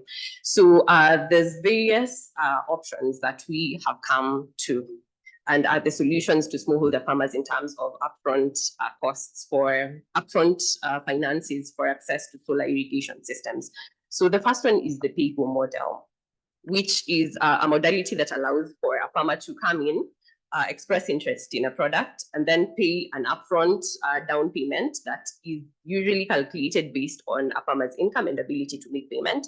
And then the farmer will then service the remaining loan, or what is remained of the payment for the pump over a period of time, again based on the farmer's income, and this way they are able to access. So while obtaining a solar irrigation system would cost, I'll just give a rough estimate, it's not what it is, but could cost about 150,000. A farmer can come in and make a down payment of about 4,000 and then go home with the system, and then based on the income they're getting, because our product allows for productive use of solar irrigation systems, they are able to then pay up the loan with some time. There is also the RBF system, in which the company is incentivized by donors or financial institutions that will come in and provide funding that is results-based. So SunCulture will demonstrate upfront our impact on farmers, the environment, social well-being of its customers, and then we will be able to get a facility that will enable us subsidize the cost of pumps. The RBFs are usually dependent. Some are generally environmental impact-based, others are gender-based RBFs.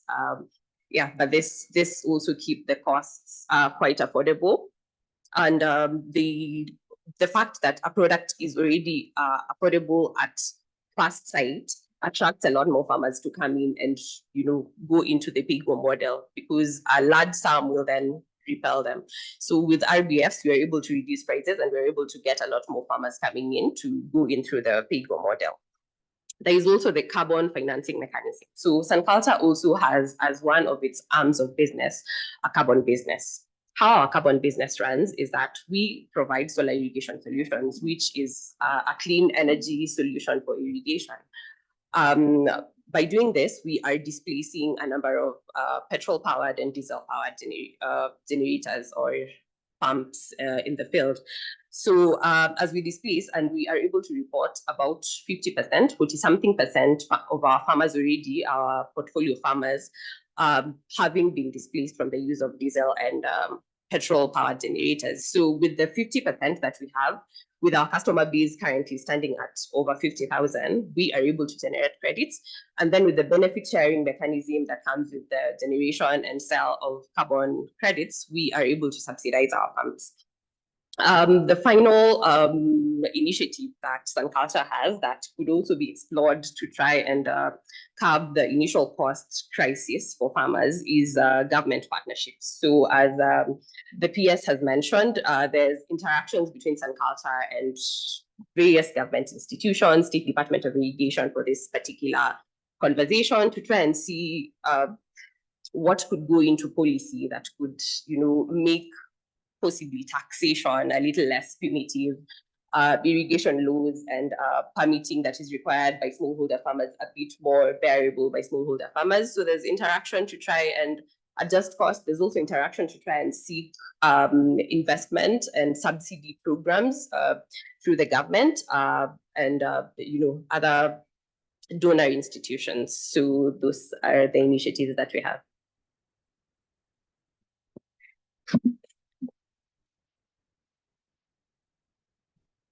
Thanks, Cindy, for the contribution. Finally, Commissioner John, Nairobi Rivers Commission. The Commission has ambitious plans for restoring ecosystems around Nairobi River.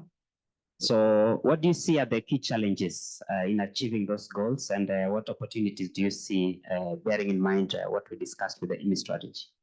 Thank you very much.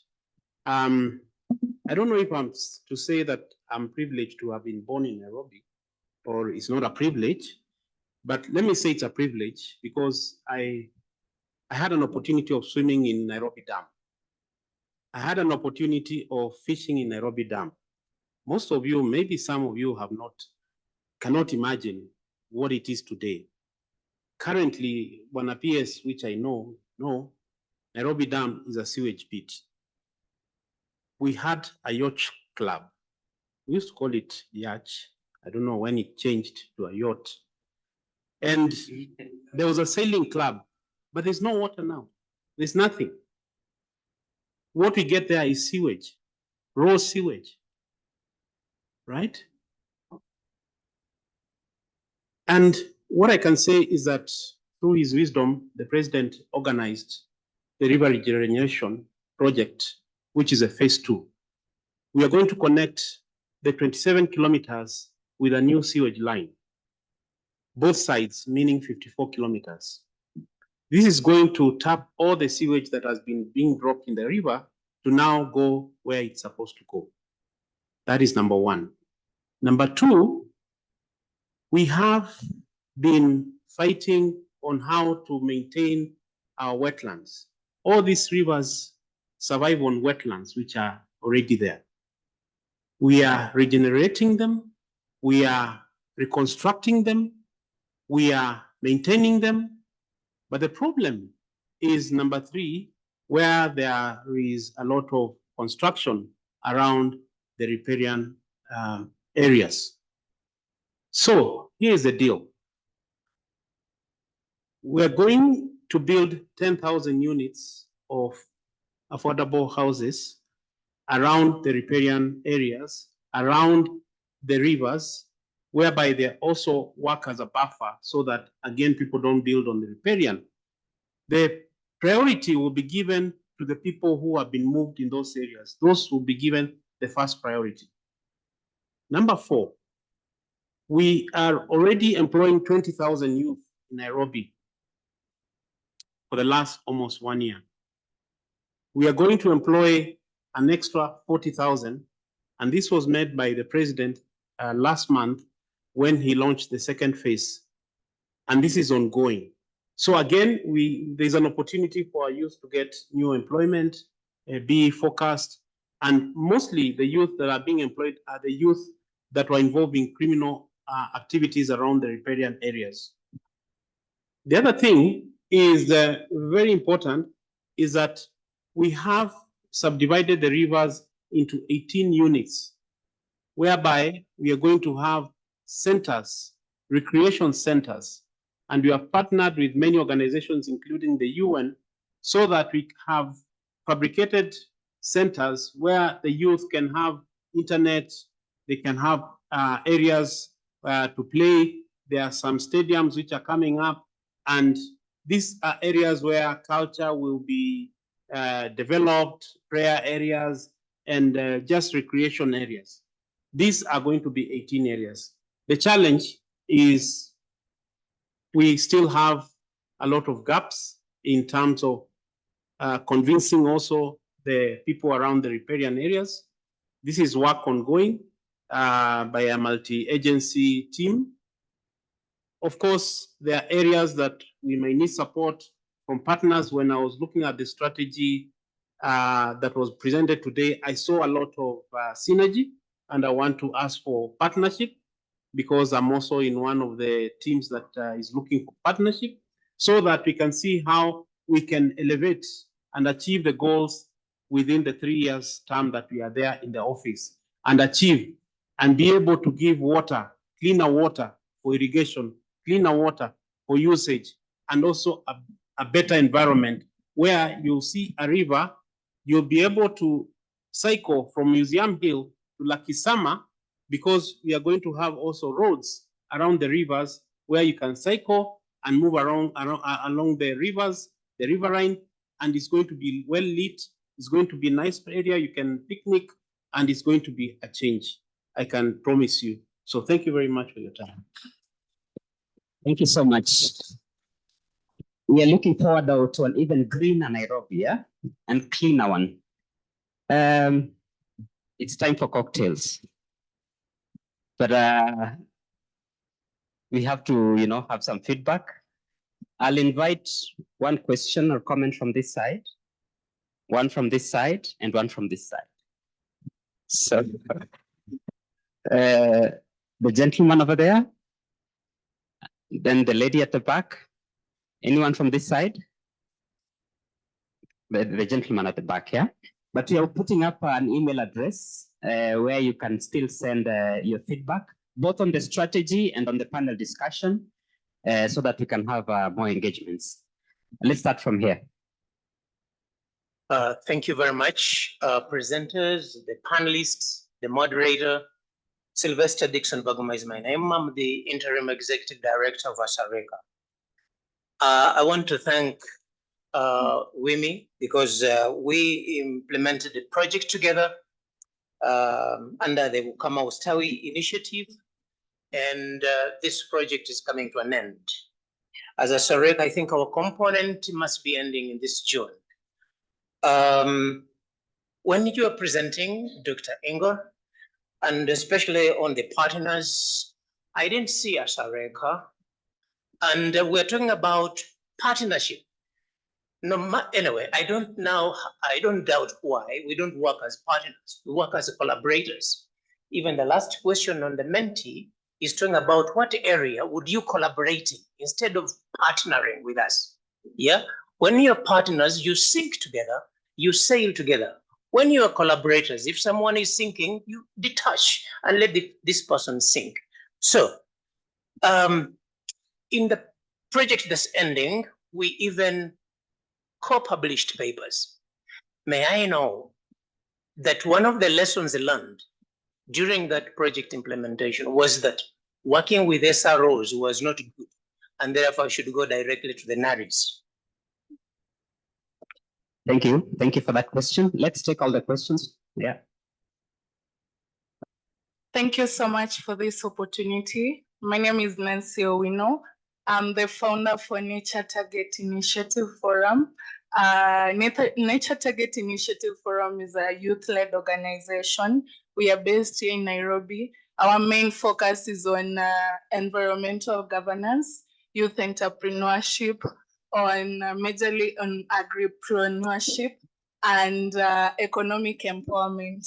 So I have a question. I've listened and I was a bit itchy because my main area of focus is on slum areas and rural areas. So I was interested to listen on the strategies that part of your strategy, what plan does IMS has on regarding the access to clean consumable water?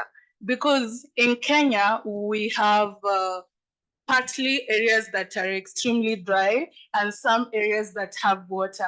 In the areas that we have water, we have the issue of clean water. So what are some of the plan or strategies that you guys have? For instance, in slums, let's talk about Mathare. Mathare Babadogo, we have Nairobi River, and I'm happy that one of the panelists talked about him swimming in the Nairobi River. So what plans do you guys have in access of clean, accessible, consumable water for us consumers? Thank you. I hope I'm clear enough. Let me just try. Yeah, so my name is Calvin. I draw inspiration in this conversation from the first conversation, the first line by Dr. Goodluck Jonathan, where political goodwill. And I bring this to the table in this line of thought. You have just made a promise to all of us here and at a global stage that we're going to see a greener Nairobi. I'm not pointing at you and the organization or the body specifically. I'm even talking to IWMI, for instance, because those are promises made, those are strategies. And my question is, how do we strengthen these promises? Because right now they're promises on paper. How do we make them watertight that they live to see the government of the day? That means even if there are 3-4 governments changing, it still stays to the master plan that we were promised a greener Nairobi. We were promised, I have seen initiatives. I come from Eldoret. When we say Nairobi River, we get to wonder, are these people caring about the river? So for us, Nairobi is, the concept is, how do we keep these above and beyond and ensure that organizations, departments are so strict to the book? You know, when someone says, let's do this, the question, they go back to the first conversation. And this has been working in other institutions. How do we make that work right now and going beyond? Thanks.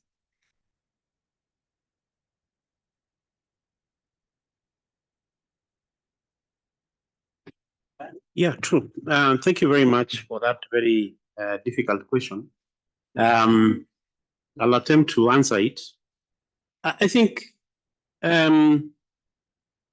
this phase 2 project is already funded. His Excellency the President sourced for the money. Minister of Defense is in charge of that. And if you know the projects which were done by Minister of Defense, show me any that has failed. Yeah, that is number one. Number two, it's only time that will convince you. I might not talk much, but time will convince you. Ask the same question after 3 years and see what you'll get. Thank you. Yeah, thank you. On the second question on slum areas, rural areas, maybe I'll ask Salome to make a comment on that.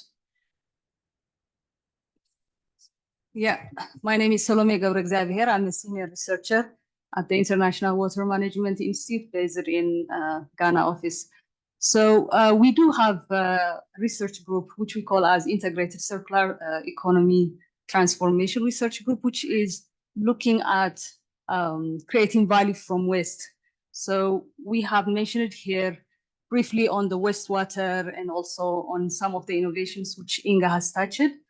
So our focus is on urban areas, and the slums are hugely part of it.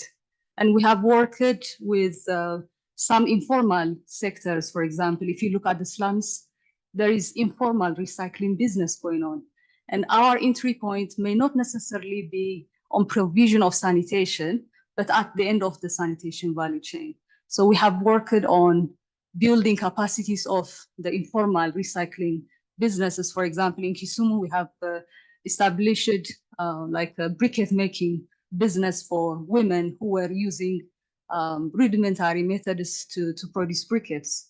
We have also looked at business models that could be suitable for the slum areas, like the CBOs, where you have toilets, which is having other recycling businesses like biogas and also other schemes. So particularly urban centers are the center of our research group. We started to address the challenges that are coming because of increased urbanization, and there is a huge opportunity to build and also to bring in different innovative business models, which are at the base of the pyramid. We call it base of the pyramid business models, which we can also implement here. Yeah. Thanks, Salome. And finally, Inga, do you want to respond to the first question? Yes, thank you. Dr. Baguma from Asareka is indeed a strategic partner of ours, a regional partner.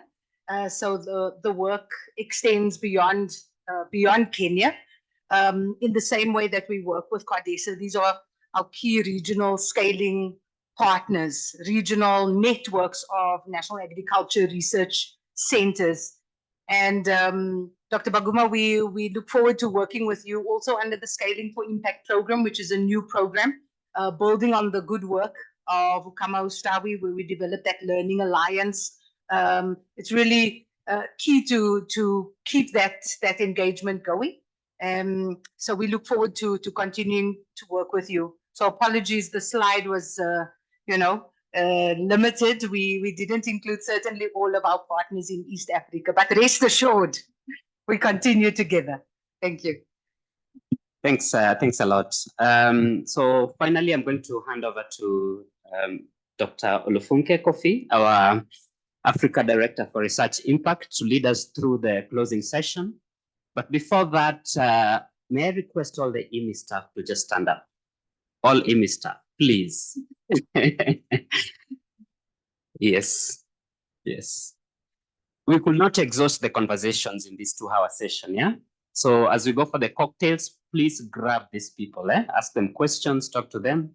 The session continues, but in an informal setting. Thanks a lot.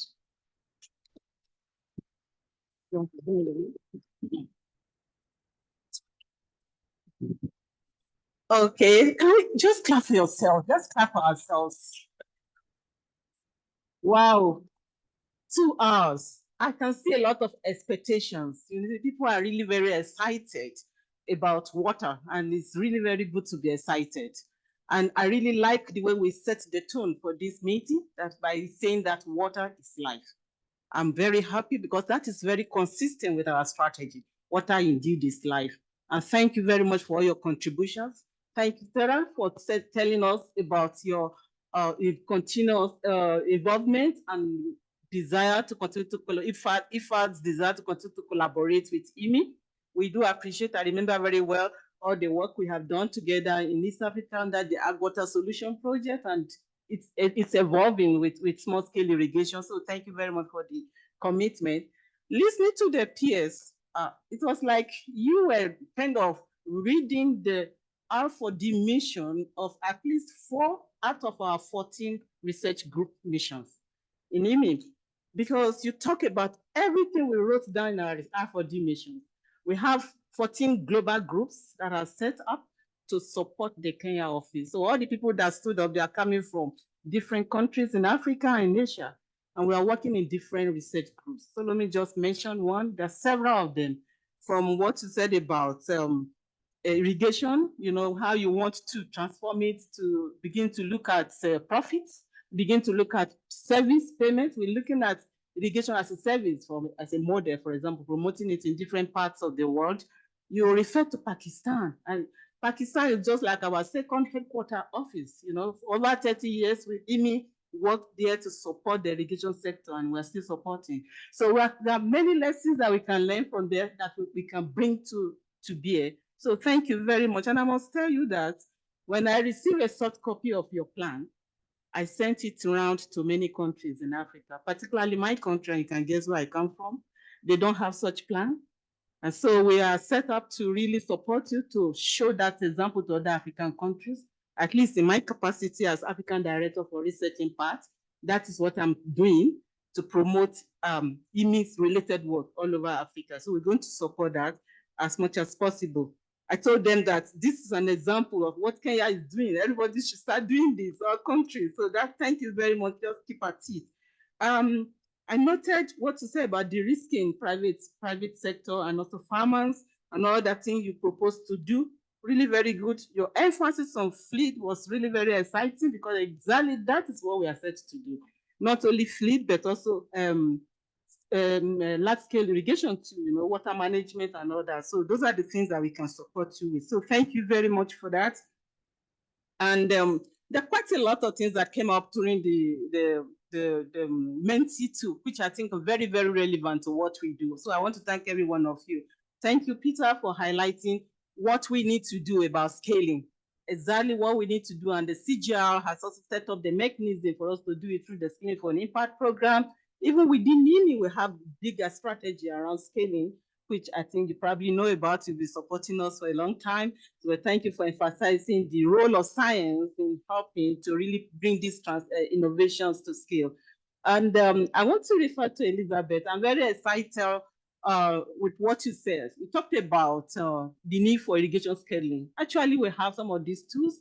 And then this provides opportunity for us to actually work with you and your federation to see how we can deploy those tools to the level of the farmers where they can adequately use it. They've used quite a bit of that in other countries. For example, in Ghana, I remember some years ago with the Ghanaian government where we brought in some irrigation scaling tools to the country, and they were surprised that the water they were applying every 3 days, they didn't need to apply every 3 days. Every 7 days would be enough, depending on the cropping season. So that's the kind of tools that we want to deploy, working with our private sector partners and NGOs.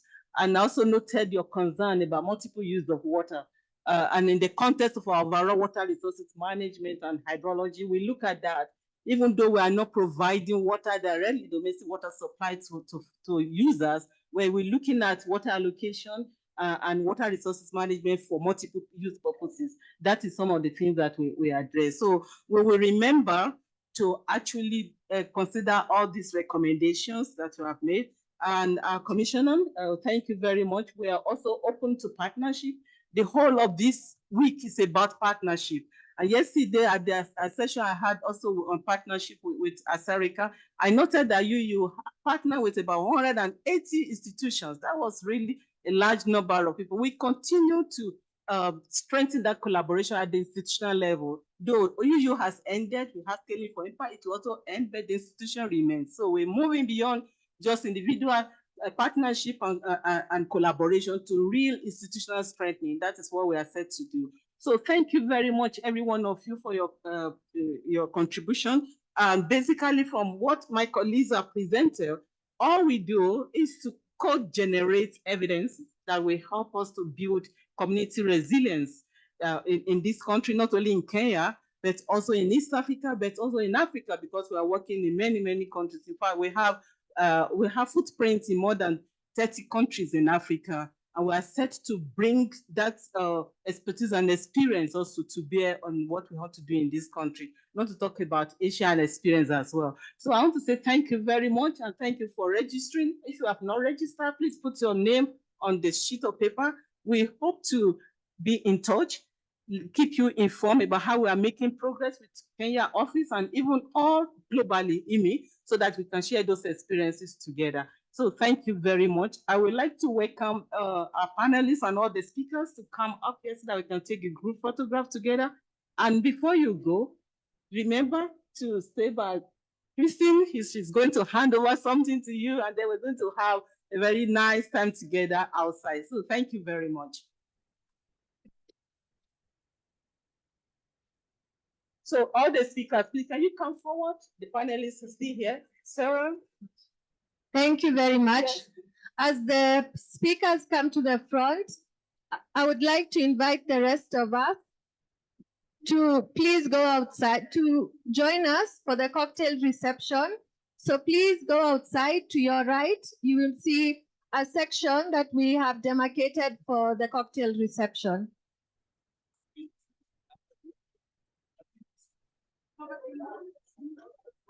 Yes?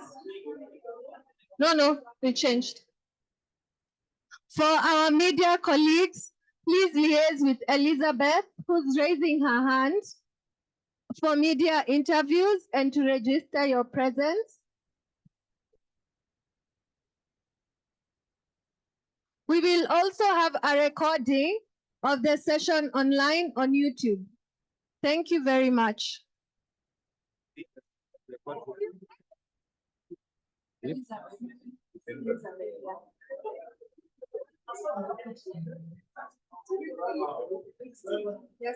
Yes. Okay. Dr. Mark Smith. Dr. Mark Smith. Dr. Mark Smith.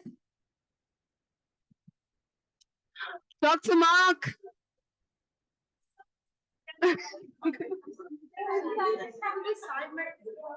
Oh, maybe they should come together, no? Yeah.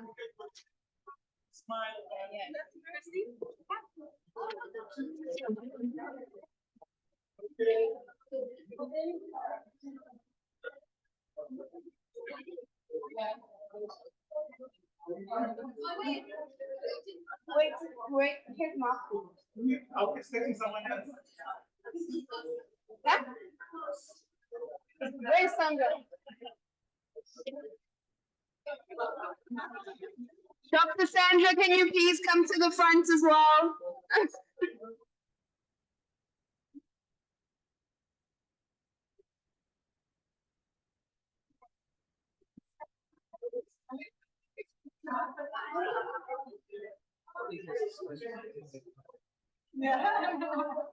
Just one more piece waiting for the chief scientist.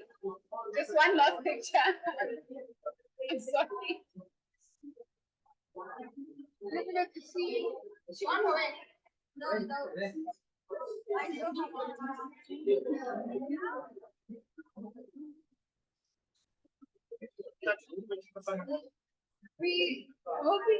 There's Sandra, she's coming now. Yeah. Then it's the last picture.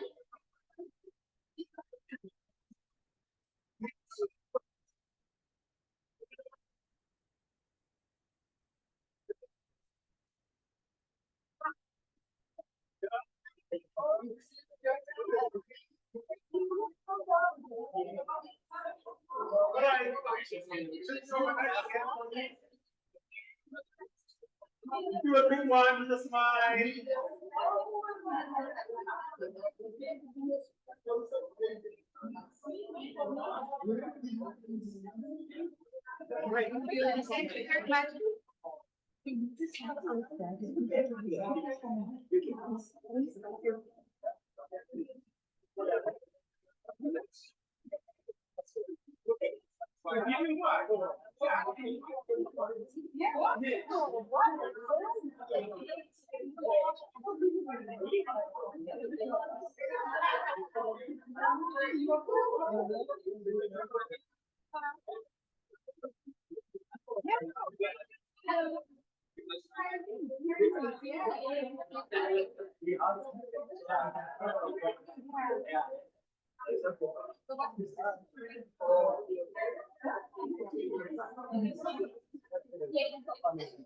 Ah, nice. Ah, nice. It's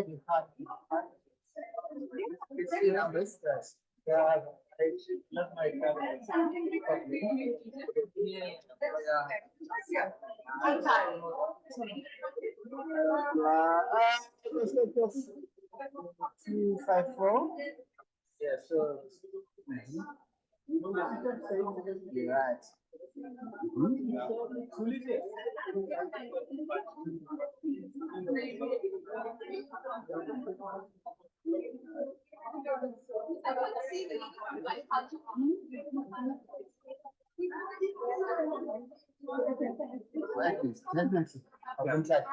Okay. Calvin, can you take for the name? Oh, okay.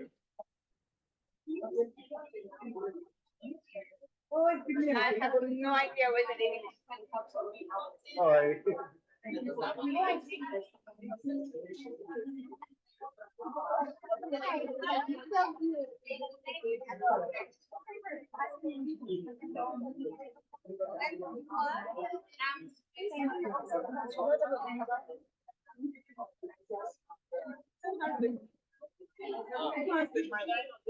Oh, there she is. I'm coming. So you said it is like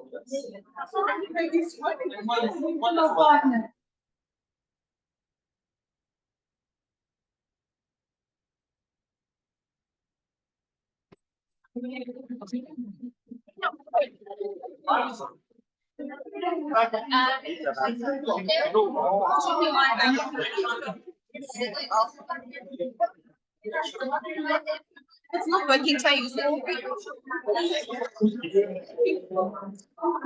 Hi. It's loud. Hi, everyone.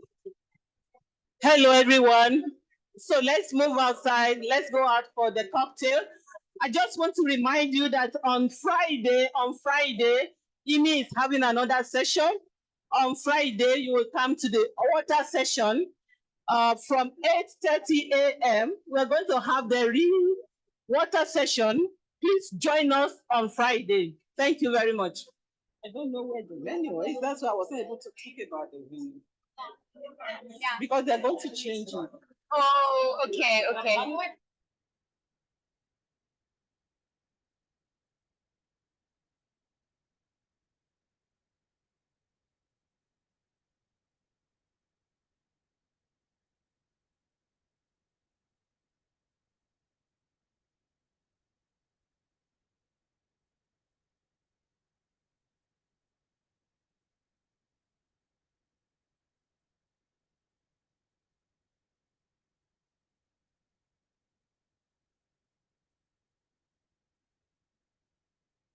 Colleagues, we are not allowed to come with drinks inside, so we are only allowed to eat outside.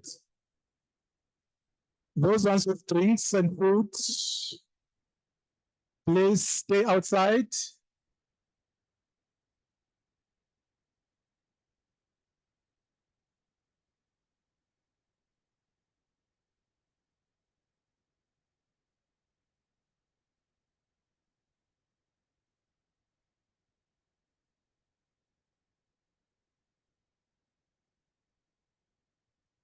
Guys, can we please kindly leave the venue? We've been asked to kindly exit the venue. I'm so sorry.